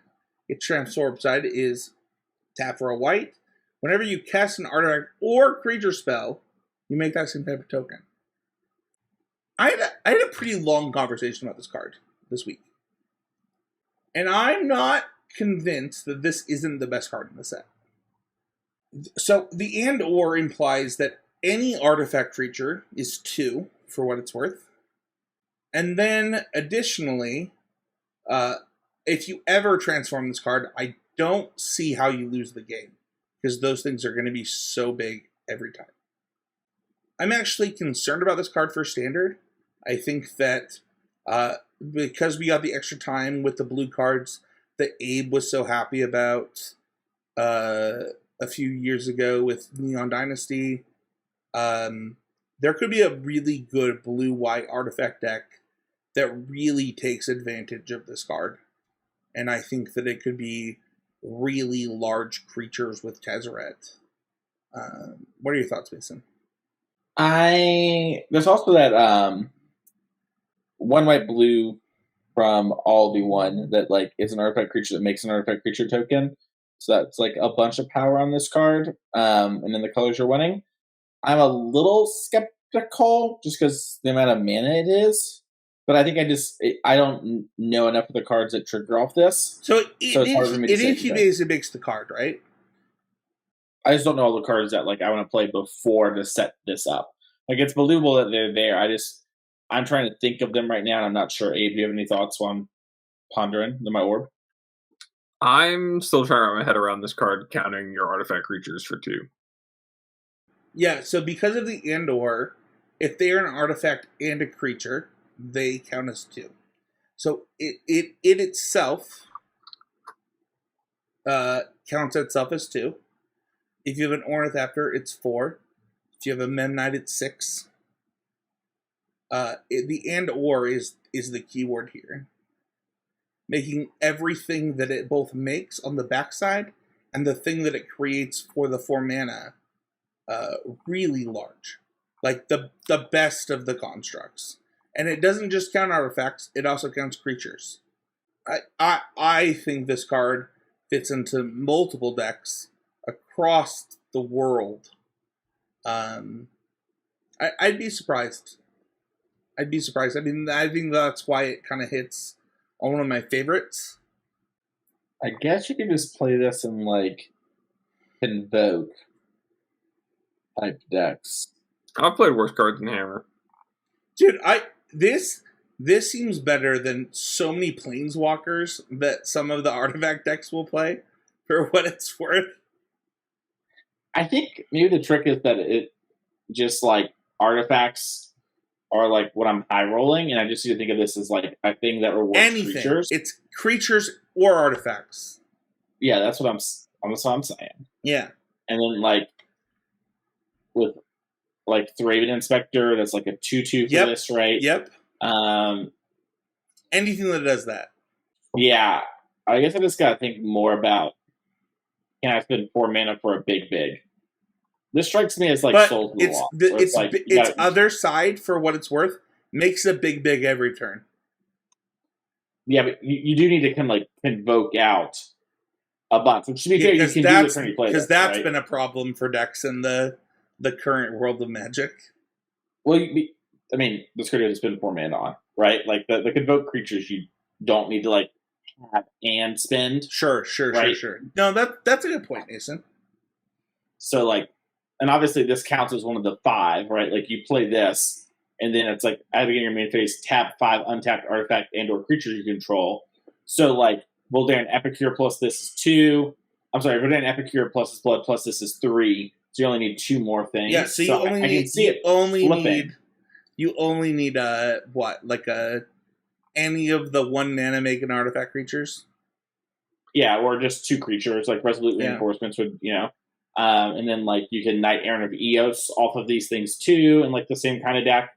So I guess I can see this as like, this is your 5th through 8th Knight Errant of Eos in a go wide standard deck, and that sounds pretty strong to me. Dude, I'm not gonna lie, I think this card's modern playable. I was only half sure when I said I played worse cards than Hammer. Like, you do have a lot of just stuff lying around. No, maybe like Blue Raiders or something where you have like more drums and whatever lying around. You can flip pretty easily, and then a lot of your draws are just live to making construct tokens. The question of like, is the format going to be a place where you can afford to do that? Like at the very least, it's like, it comes down and it immediately like does create a big, kind of like Karn Sign of Urza. But being a deck that wants a card like Karn Sign of Urza is kind of hard in current Modern. I have no doubts this will top 8 a challenge. Oh, I love that. That's the kind type of validation I needed, Mason. Speaking of validation, nothing gives you validation like picking a card that already sees legacy play. And we have Helping Hand, Abe Stein. What's going on? Yeah, I mean, Helping Hand is single white for a sorcery that's returned target creature with mana value 3 or less from your graveyard to the battlefield tapped. Like Spencer said, this is basically the card Unearth. It's a black sorcery that does the same thing but has cycling for 2, and the card can play untapped. But I think this effect in white is, like, in the modern day, a bit better.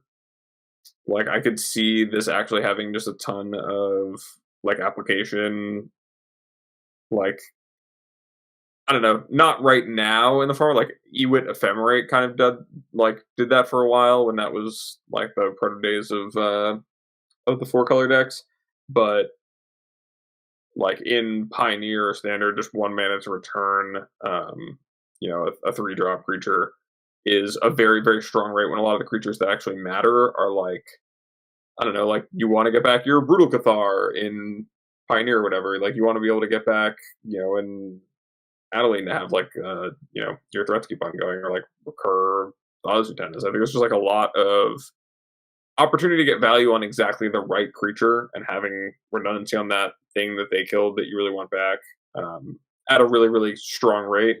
And I just really like cards like this that are kind of like, right, they're capped on how good they can be as far as reanimation effects, but play out in really cool ways in the way that, like, the decks that use them are just really creature centric, and, like, you make your opponent kind of jump through hoops to be like, okay, I finally answered this problem, and you're like, and here it is again.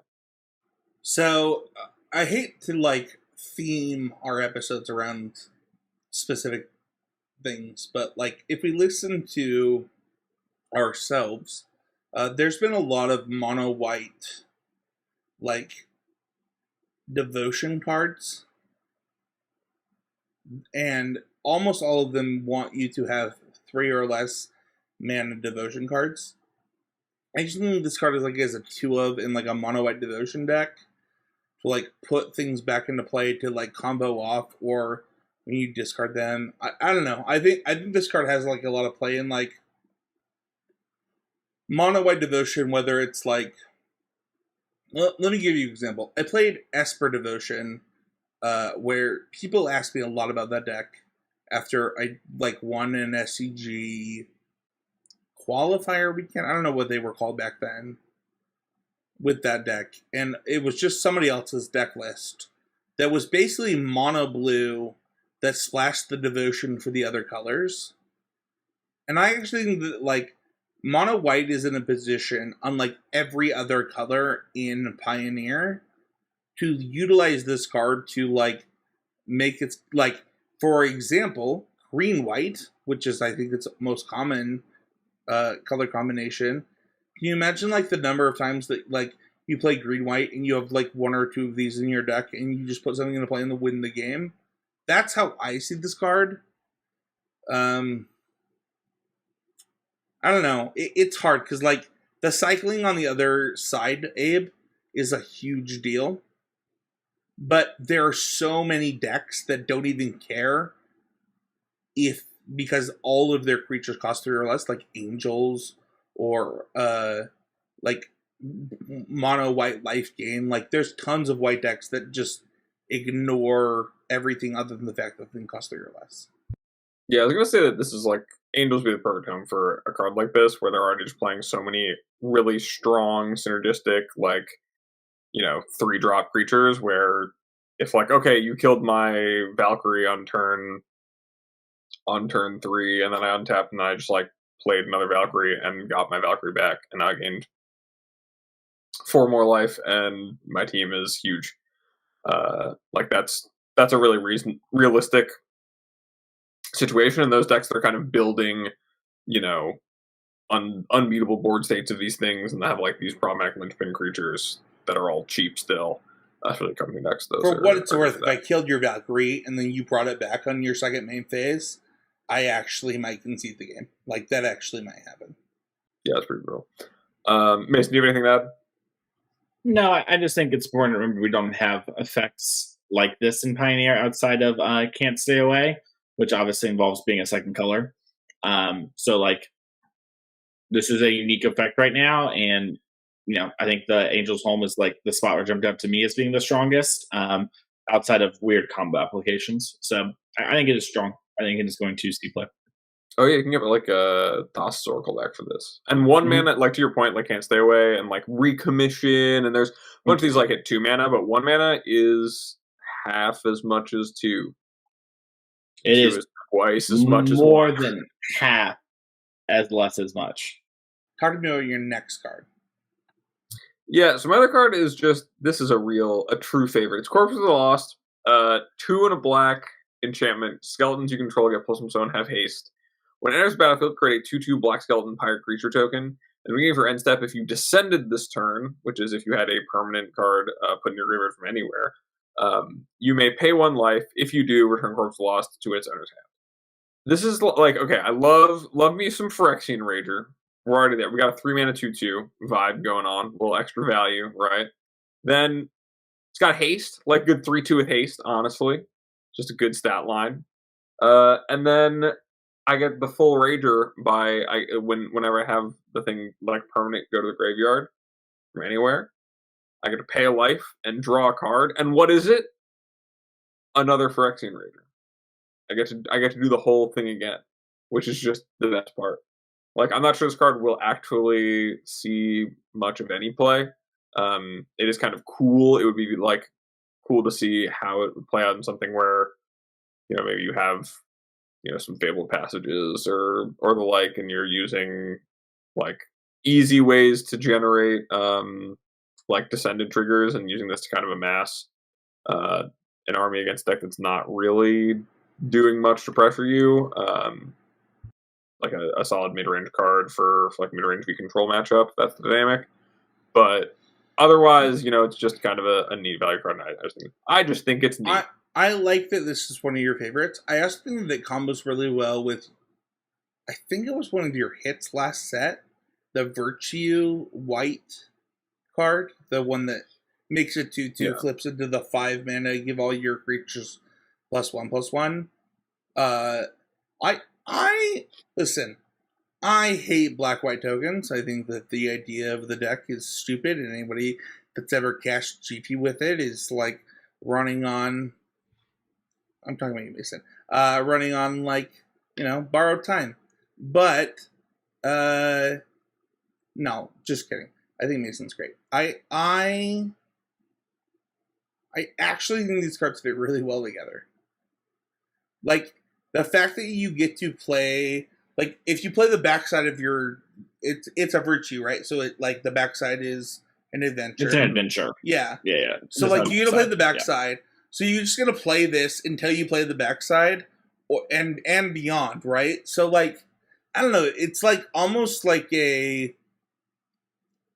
I hate to bring it up to Smash because people hate when I do that, but it's almost like a skill check or like a format check. If you think about Standard, like, can you actually beat that many?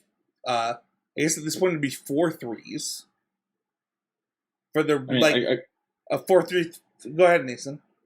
I mean, like a good comparison is like Wedding Announcement, right? Like this is like black fixed Wedding Announcement, where it's like if your deck's trying to 1-for-1 me, can you beat a consistent stream of bodies with some minor upside? And like if you can, my card's not very good, but lots of decks cannot beat a consistent stream. Now this is a much higher commitment than Wedding Announcement. Wedding Announcement's also probably higher than cards like that should be, right? So like we might see, that change with this. I'll say this, Abe. In my Kindred cube, everything has changed. This card's nice. First pickable for sure. Oh, I mean, +1 haste to all my creatures. Yeah. I think you're underrating this card is all I was trying to say. It's just, is casting Phyrexian Rager with haste every turn? So I don't think that it's that though, right? Because like you're gonna build it in a deck where it's better than that. I just think, I don't know. I mean, to your Virtue example, like, I'm not actually going that wide with this card. Like, I say it's Phyrexian Rager for a reason. I would. Well, how are you going to get it back to your hand? Because it lets you get it back every turn. If you descend. Oh, I see what you're saying. So like you have to enable it. You have to have like permanent go to your yard. So Yeah, like it takes a long time for this card to accrue value. That's why I compared it to wedding announcements, because it's a grindy card. You'll see. Standard gets really good. There are ways to make it happen. It's just it's going to take a little bit of a. And like the tokens don't trigger itself too. I think Mason needs to go next though. I think that is worth mentioning, by the way. Just if you're at home, if your token dies, it doesn't count your descent. Oh, I actually didn't know that. Yeah. See, this is why we do the podcast. Yeah, it's got to be an actual permanent piece of cardboard. Oh. Treasures don't trigger. This card is not like infinity. This is like a cool card, but unironically, it's going to go in my cube, and Abe and I are going to be hanging out like in Atlanta, and he's going to see it, and he's for the boys, and he's going to slam it face down. Are you both going to Atlanta, and am I supposed to just knock out? All right. Anyways, my first favorite, and my favorites are in the spirit of favorites, cards we love. First is Galta, Stampede. None of us loved our cards, Mason. No. I've got a big love for these cards. Galta OG, one of my favorite rares of all time. What is it? It's just big. That's green, baby. This Galta, same thing. 5 green, 12 trample. Big. When this creature ETBs, put any number of creature cards in your hand on the battlefield. That is so cool. Like, this is just, you play it, and then it's a billion mana. You probably don't have that much left over, but if you do, by God, your opponent's dead, because it's probably more big Galta type cards. And I think that's dope. I think this card's super cool. You can do some reanimate stuff with this. I don't know exactly what to do with it when actually competing. I just think it's sick. Like, this is a cool commander. This is a cool card. I love this card. Yeah, I might build a lead the Stampede commander deck around this card. This sounds fun. I think it's sweet that Galta 1 is like, I've got friends in play. They need me. And then Galta 2 is like, I bring my friends now. like it's everyone was already here. I'm late. Sorry, I'm late to the party, boys. Your next favorite. I'm starting the party, boys. Your next favorite, by the way, I actually think it's good. Yeah, no, I think this card's legitimately strong and going to change formats forever. But it's also the nonsense I like. So, Spelunking, 2 and a green enchantment.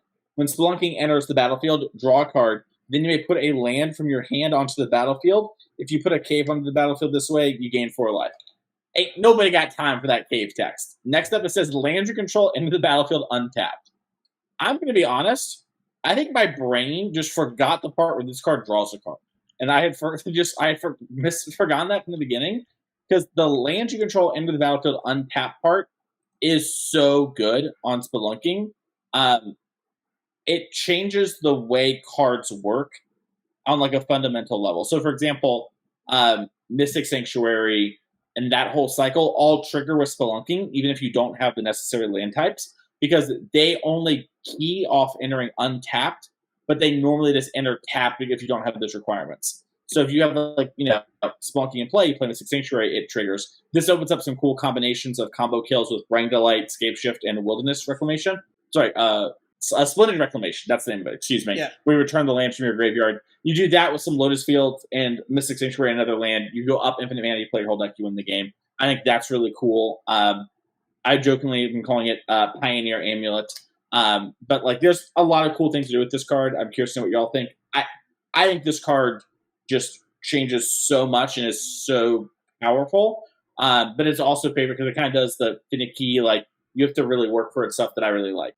I also think the fact this thing replaces itself on ETB is pretty big in comparison to cards like Grazer, where it typically replacing itself is by chumping some amount of damage, which is important in the early turns, falls off in the late game. And obviously 3 versus 1 is not huge, but there's a big difference there. So in the late game, this is a better top deck. Let's talk about hits. Yeah, and so hits are the cards that we kind of think are going to be the big standard or whatever player, whatever format it is, all-star. Imagine these are like your number 1s, your number 2s in a normal top 10 episodes like many of other people. And I'll start off with what I think is one of the easiest upgrade slots. Has worked with a lot of cards we talked about today, from Spencer's Gnome to Abe's Pirate with the map. And that's Warden of the Inner Sky. It's white for a creature, human, soldier, 1/2. As long as Warden of the Inner Sky has 3 or more counters on it, it has flying and vigilance. Weird it says counters, so you can give other counters against these things. Just a thing to note. And it says tap 3 untapped artifacts and or creatures you control. Put a +1/+1 counter on Warden of the Inner Sky. Scry 1, activate only as sorcery. If you were to go Apes Pirate on turn 1, or over to an Epicure or 3-Win Inspector and play this on turn 2, you can tap itself plus the artifact it makes plus the creature, and now you have a 2/3 and Scry 1. I think that curve is pretty reasonable. And then in these sort of low to the ground quick decks, having the ability to scry and grow your creature is nice. Sometimes board stalls happen. Soldiers is a good deck in Standard. I think this is a nice upgrade for that kind of deck. You can play this on turn 1, Resolute Reinforcements on turn 2, scry, upgrade your thing. I think that is pretty reasonable. And people just do not respect smoothing in these curve out decks and having a way to kind of, if the board stalls, do something to try and break out of it. I really like this deck, and I think it eventually becomes kind of big and hard to interact with. So I'm curious if y'all have any thoughts or disagree, etc. Personally, I didn't even realize this card was a soldier. It's always been on my list. But it being a soldier, like, that is a very, very relevant card type, very relevant creature type. And so that gives it, like, just a little boost into where, like, I hadn't really considered that. Like, 1-drops that... Right, 1-drops in general are just good. When your deck that's trying to play to the board, because they get done to the board early and they're easy to add to the board late. And the fact this one that scales up and can use a lot of the other material your deck might create is just good. It's just a generically good thing to be able to do, and it forces them to force your opponent to have to answer cards that you didn't spend a lot of mana on, or let them kind of run wild in the game. And so I think classic efficient creature W for the hits. I had a long conversation about this card.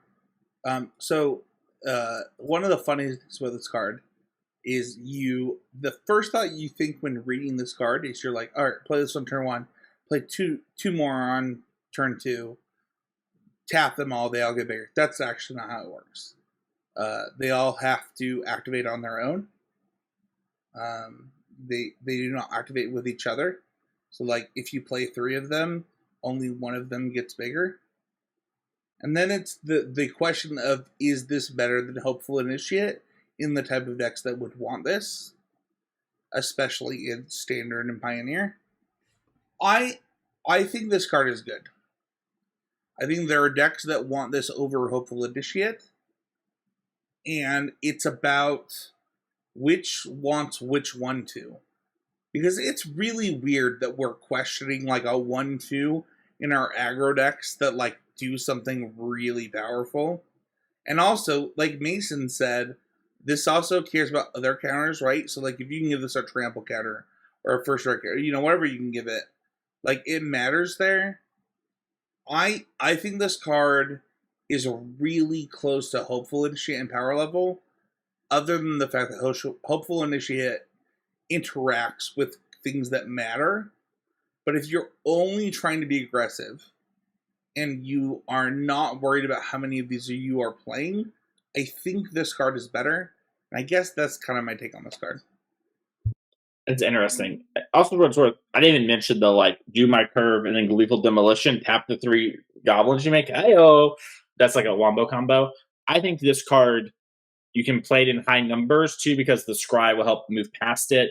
It will help find your payoff cards. And Hopeful Initiate is really strong when all you care about is attacking and you just care about raw damage, right? Because the bigger things make it scale. So as you're pushing damage, it scales exponentially. Not exponentially, but with your other strong creatures. And does a lot of damage, and then has a nice backup ability to remove some enchantment stuff. But I just think this card's really good in the Boros Convoke deck, specifically in Pioneer. I think it is going to see a lot of play on that deck as like a 2 or 3 of. And I think that deck doesn't need Ornithopter anymore. So I think that it's possible Ornithopter gets trimmed, Legion's Landing gets trimmed. This card kind of jumps in that spot along with the next card I'm going to talk about from the sideboard and needs some huge upgrades. Cool. I really love your next card. Yeah, Duskro's Reliquary is white for an artifact. As a no cost to cast the spell, sacrifice an artifact or a creature. It has Ward 2, and when Duskro's Reliquary enters the battlefield, exile target artifact or creature an opponent controls until this leaves the battlefield. I really like this, and specifically the Convoke deck, where there are lots of miscellaneous extra things you can sacrifice. For example, a clue or a treasure token, maybe a goblin that you've already used to convoke something out. Ornithopters that you use to trigger your surge if you're still playing bushwhacker type stuff. Just your one drop that you used early, right? And then kind of like whatever, we got to remove a Shieldred. This is like chained to the rocks type thing that has a little bit more cost to it with a little bit more protection, but doesn't force you to have a mountain. And I think that is worth it for those decks, because those decks really need some way to clear through bigger creatures that get in the way. And having one or two of this is a really big answer. And it's worth noting it exiles artifacts as well. And it's not just creatures, so it isn't just chained to the rocks. It also interacts with things like Karn, Wish Targets, etc. out of mono green. So, Spencer, you mentioned liking this card. I'll throw it to you before Abe. Yeah, if you've already looked at my playables list for white in this set, you know this is on it. I think that this card, we have reached the point where it's really clear that we are going to get a lot of permanence in play, right? Like, an initial cost sacrifice an artifact or a creature, that could be a 1/1, that could be a map token, that could be a treasure token. Like, it is so easy to pay this cost to the point where, like, the Ward 2 is actually a huge deal when you think about, like, any format where we're trading 1 mana for 3 mana. Like, that's what's happening.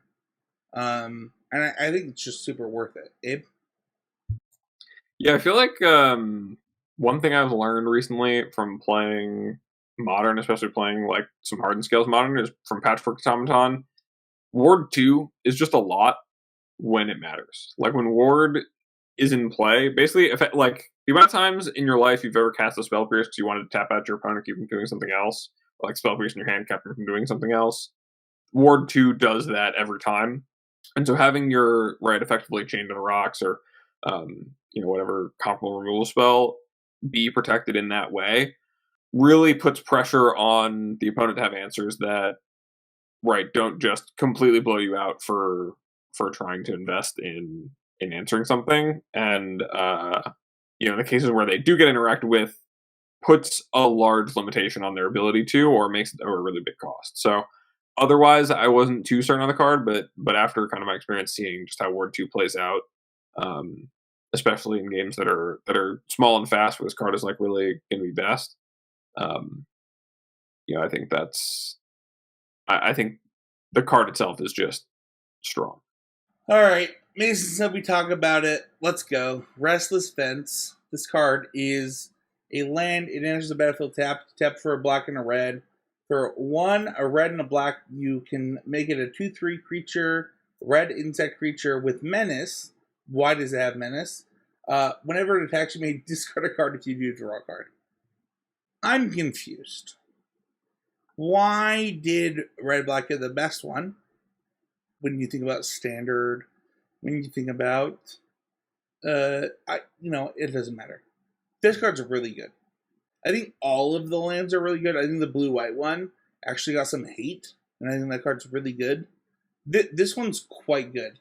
There's a lot of things that you can do between red-black decks that's not just scam, that's not just red-black mid-range, that cares about the draw discard. And also, like, even in Modern, this is way better than Lava Claw Reaches.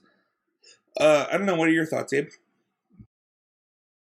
Yeah, I mean, I think that being a 2/3 as a creature land makes it pretty vulnerable in most contexts where it's going to see play, like in Pioneer and Standard. I think that a lot of people, when they, obviously it is a really strong land when it's unchecked. I think Shambling Vent was kind of the same way back in its Standard format, of being like, oh, this is just the best one, it's cheapest to activate, and it's just really good, Lifelink's really good, etc. But I think the vulnerability to removal kind of, whereas some of the other ones are much larger, but the ones that accrue value just by using them and attacking, they're in all of the cycle of 10 have been kind of the flimsy ones, and I think that's good. But that being said, when these are unchecked and these don't get interacted with, this card is just going to generate a lot of value, and in spots where especially in like Pioneer, where you've navigated the game to an empty board state, and like this is the last thing standing, you're going to continue to find that next thing or get rid of your, get rid of the material you don't need to find the things you do. And, that's just a very, very strong land for a deck that's not going to use this land itself to like win the game on its own, but, use it as a tool to keep the game moving. I think the reason that I have this as a hit is that, like, one, we've seen a lot less of Braid in the format than I think that we should. Whether it's between the green-red deck, whether it's the black-red deck, like, I think that, to me, like, this puts pressure on your deck as we look at, like, these multicolored creature lands that are going to pressure your life total and your deck, to be like, okay, can I actually answer these? Because if I can't, they're going to take over the game. I think you answered your question, by the way, on why they got a good one. They haven't had a good Rakdos creature land in 2 decades, whatever, since Lava Car reaches. So they were due. I think this card is strong. Obviously, like y'all mentioned, you navigate your game where you interact with your opponent a lot, and your Rakdos deck with some efficiently static creatures that you trade in combat and some removal spells, and you play this, and you draw one less land essentially every third turn because you rummage it away. And I think, that is good. It is powerful in decks, and I think all of them are good cards. And this one's nice for sure. And it's just the easiest one to slot into. I think Rakdos appreciates this effect a lot more than the other decks do. I do think the blue-white one generating an artifact for artifact synergies is pretty important. But it's definitely not like a controlling, like, oh, we've navigated the game to nothing, let's do this, like the way Restless Fence is. Blue one kind of like Raiding Ravines. Mm-hmm. Yeah. It's actually a much more aggressive one. Yeah. I think that's the thing is people still think of blue-white as a controlling color, and it can be, but it also can be like aggressive. No, I think the blue-white one is like very clearly like really good for spirits, for what it's worth. Molten Collapse is my last hit. This is black and red for sorcery. Choose one. If you descend this turn, you may choose both. If for those who don't remember, you descended if a permanent card was put into the graveyard from anywhere. Destroy target creature or planeswalker.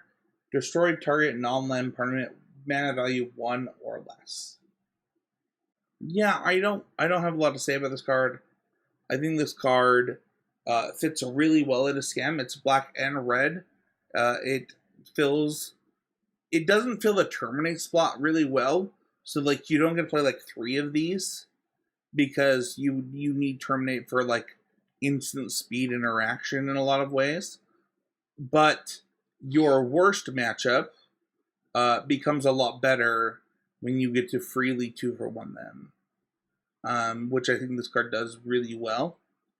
What is that matchup for the viewers at home? Yeah, I think that is Hardened Scales. I think this card is really good.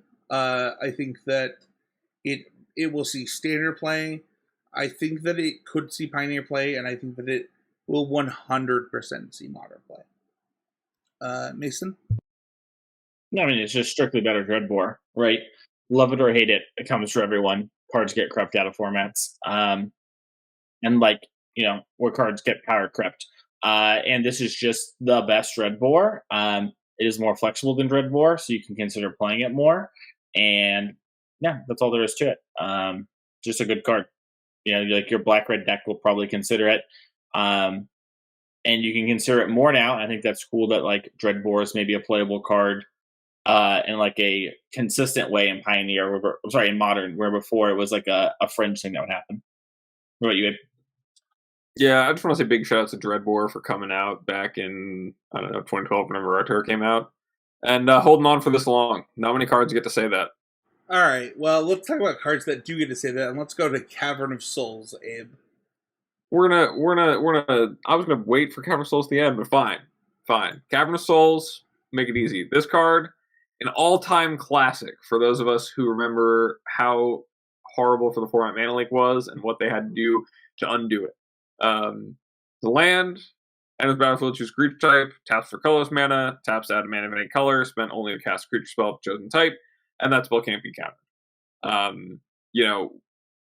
In Modern, this card has seen a ton of play already, especially kind of enabling the 5-color Kindred mana bases of the past, and I think that only will continue to show up in Pioneer as those have gone from having initially like the one Kindred land. Now they have like they can play a full 12 in their tribal decks.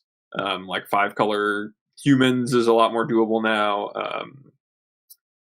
5-color anything really, a lot more doable now. And especially just the uncounterable stuff when it matters. Like, it feels like it doesn't, especially because counterspells just don't get played as much these days. But when it does matter, it matters so much. And when you do get to do it, like one of the cards we talked about today was just a blue counter target creature spell sometimes. Right? This card negates all the upside of that card. And also makes your mana better as a result. Just to throw this in there, one of the other things we talked about is like one of the weaknesses, for example, of green-red dinosaurs might be a blue-white counterspell deck. They didn't have access to this before. Yeah, I think this is a big addition to Pioneer, especially. Just getting up to such a high density of these rainbow Kindred lands is really, really big. And, if you're able to make the most of that, you get to just play all of the good creatures in your colors without downside. And, maybe you're even beyond that, maybe you're like spell color stuff getting mystical disputed so much, or like, whatever, in index that are just kind of playing a couple of these to fill out the gaps in their mana bases, and that can make all the difference. Yeah, and I think it's pretty interesting, like Secluded Courtyard, the one that still activates for activate abilities. Like, I built a Pioneer Merfolk deck today for my article on Card Kingdom this week, and I just played 4 of those, and then 2 Caverns, because I actually had activate abilities, and it was like, there aren't a ton of counter spells, and I can only fit so many of these, so it's like, I would think I want to have 4 and 2. So like, it's gonna be moving and stuff, and then also in things like Standard, Joda the Unifier is a really big thing we've seen, where it's like these 5-color, but they're really Bant aggressive creature decks. That is pretty strong, and also for like that is a thing in. I know we talked about like 5-color humans, like that is an actual payoff card. We don't have Champion the Parish, Aether Vial, Noble Hierarch to have these like overwhelming starts, so we need to have something that can push through, and like that is the thing that I think can make it happen. So it's gonna be interesting to see how it works. What is your final card here, Abe? Yeah, and my other hit rounding out the set reviews are Bartolome del Presidio. It's a black and a white for a legendary creature vampire knight 2/1 with the ability to sacrifice another creature or artifact, put a +1/+1 counter on Bartolome del Presidio. And I mean, traditionally, like the ability to sacrifice creatures for no mana already is just incredibly powerful. There's been a ton of, like, for a while they just were like, we're not doing this again for a while until we figure out exactly how to do it. They've done a lot of riffs on it. They've made it cost mana. They've made it do something you only do once a turn. This is not only an uncapped way to sacrifice creatures, but also an uncapped way to sacrifice artifacts, which can have a lot of value, right? When we're talking about all these different ways you might wind up with some residual material in terms of like treasures or, maps that you want to use, or, blood tokens, whatever it is. But also in the ways where you've been able to sacrifice them for free, especially on cards at Rare in the past, and especially with artifacts too, it's like you don't get a real material advantage. The best we had in Pioneer was the ability with Cartel Aristocrat, which is a black-white 2/2 to give it protection from another color. So you have the sacrifice ability, but that's kind of where it ends with this card. Or with that card. With this card, you're gaining a tangible advantage on the board every time you're having that interaction. So if you're able to protect this, or your opponent's not able to answer it, and you have sacrifice synergies, this starts getting out of hand really, really quick and snowballs up. And especially when you think about things like, cards like Rally the Ancestors in Pioneer where in the past they've kind of fallen short because their their core game plan is a little too weak, and they can't really make it all work when they exile like Stitcher Suppliers and Cartel Aristocrats and these kind of weak creatures. This card allows a single rally to be more than just, I need to have cutthroats and like end creatures and get everything in the graveyard all at once. It's like, well, actually, I can play a much more small ball game of like putting some creatures into play, accruing some graveyard like presence, and also getting some damage in.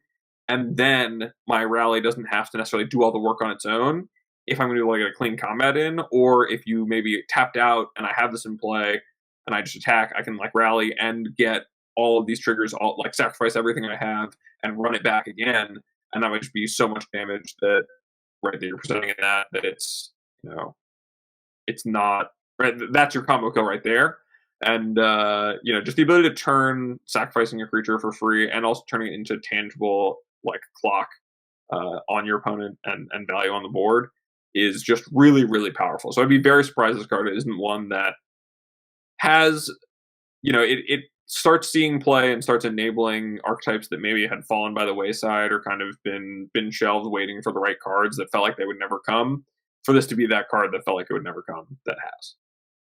Yeah, I think there's been a lot of black-white sacrifice enabling cards over the, like you mentioned, last 5 years or whatever, that have all like, the problem has been that like you didn't have an Antuku Husk, or in Pioneer, an Antuku Husk was too much mana, and they're all in these colors, and Bartolomeo here pays off those in a real way. So I think there's a lot of going back to the well and saying, okay, I know there's a lot of cards in these colors that work with this card.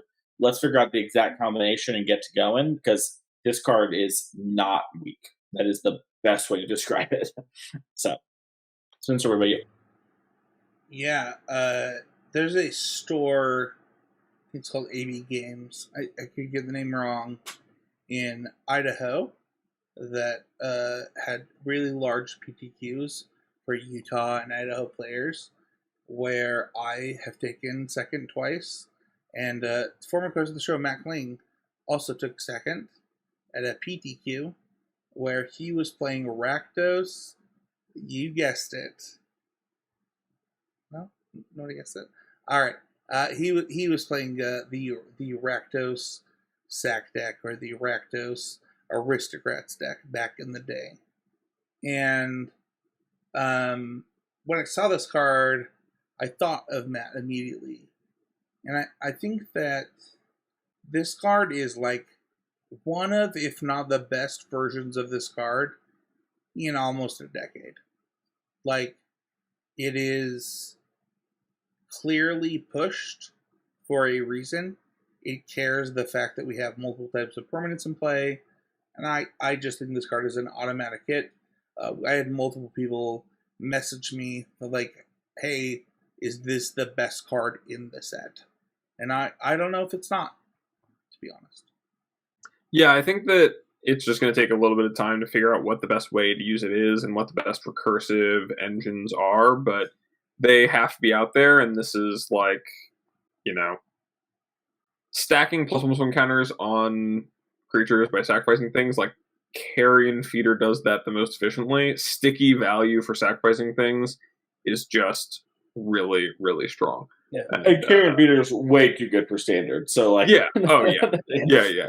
Not only is it it's the wrong creature, like it's too good a creature type for it, and it's too efficient at it. And this is, in the same way that we're talking about how like, right, the unearth effect is like, it's only half as much. Like the jump from 1 to 2, like that can be a ton. But in the same way, the jump from 3 to 2, like Mason was saying, is like somehow is even more.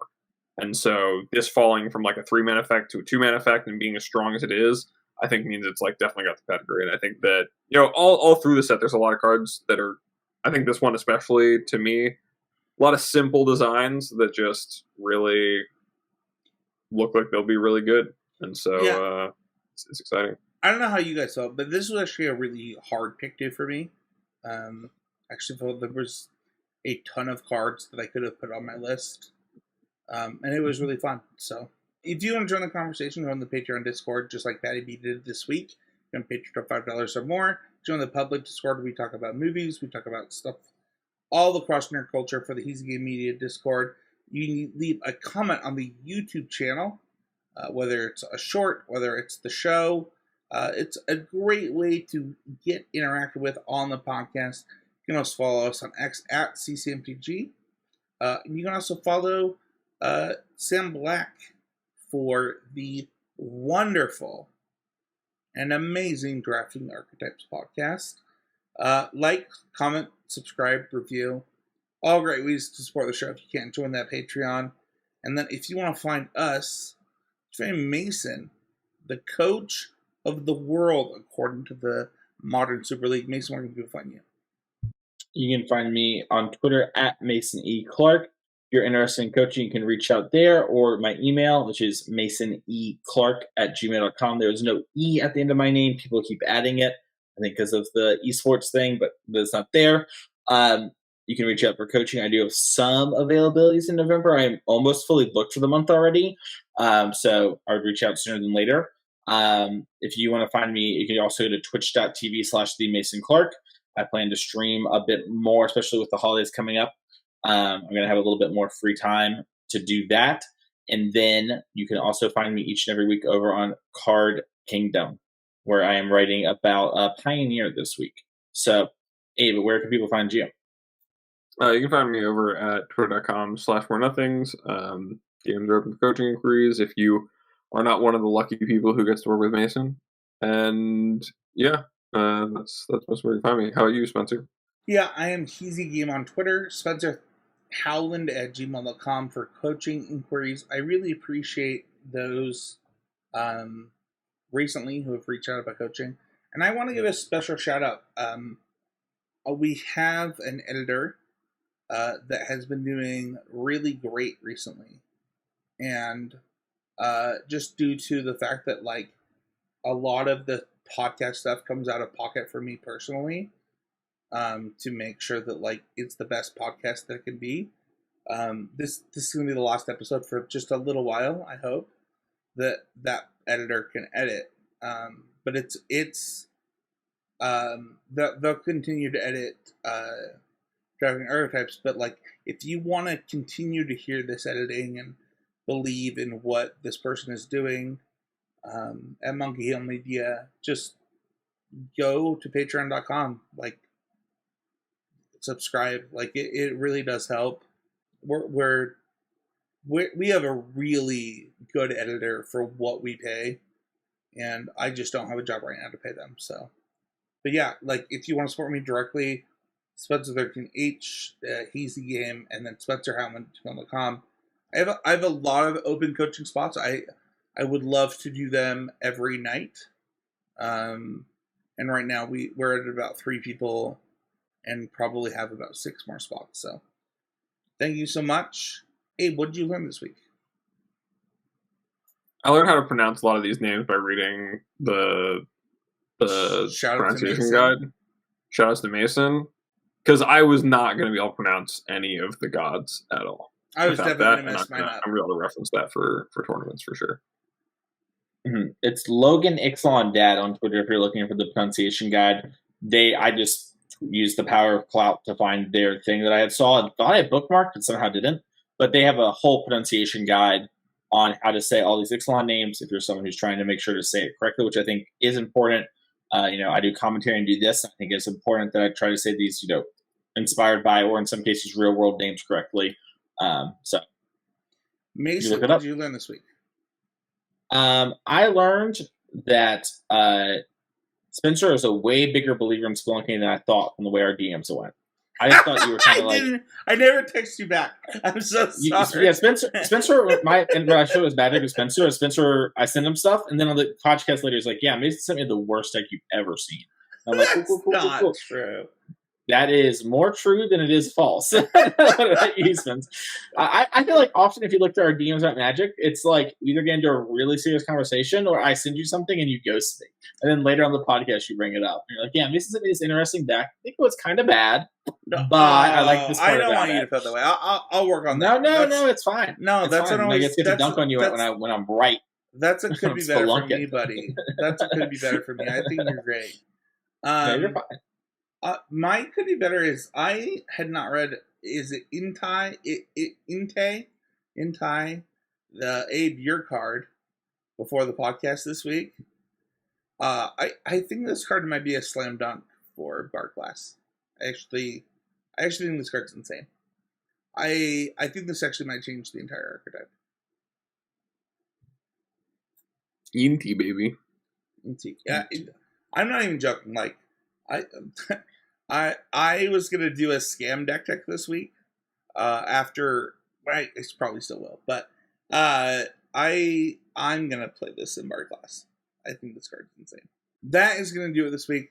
Thank you, everyone but Mason Clark, who throws me under the bus for just not texting him back when he leaves me on red all the time. We'll see you all next week with another episode of CCMTG.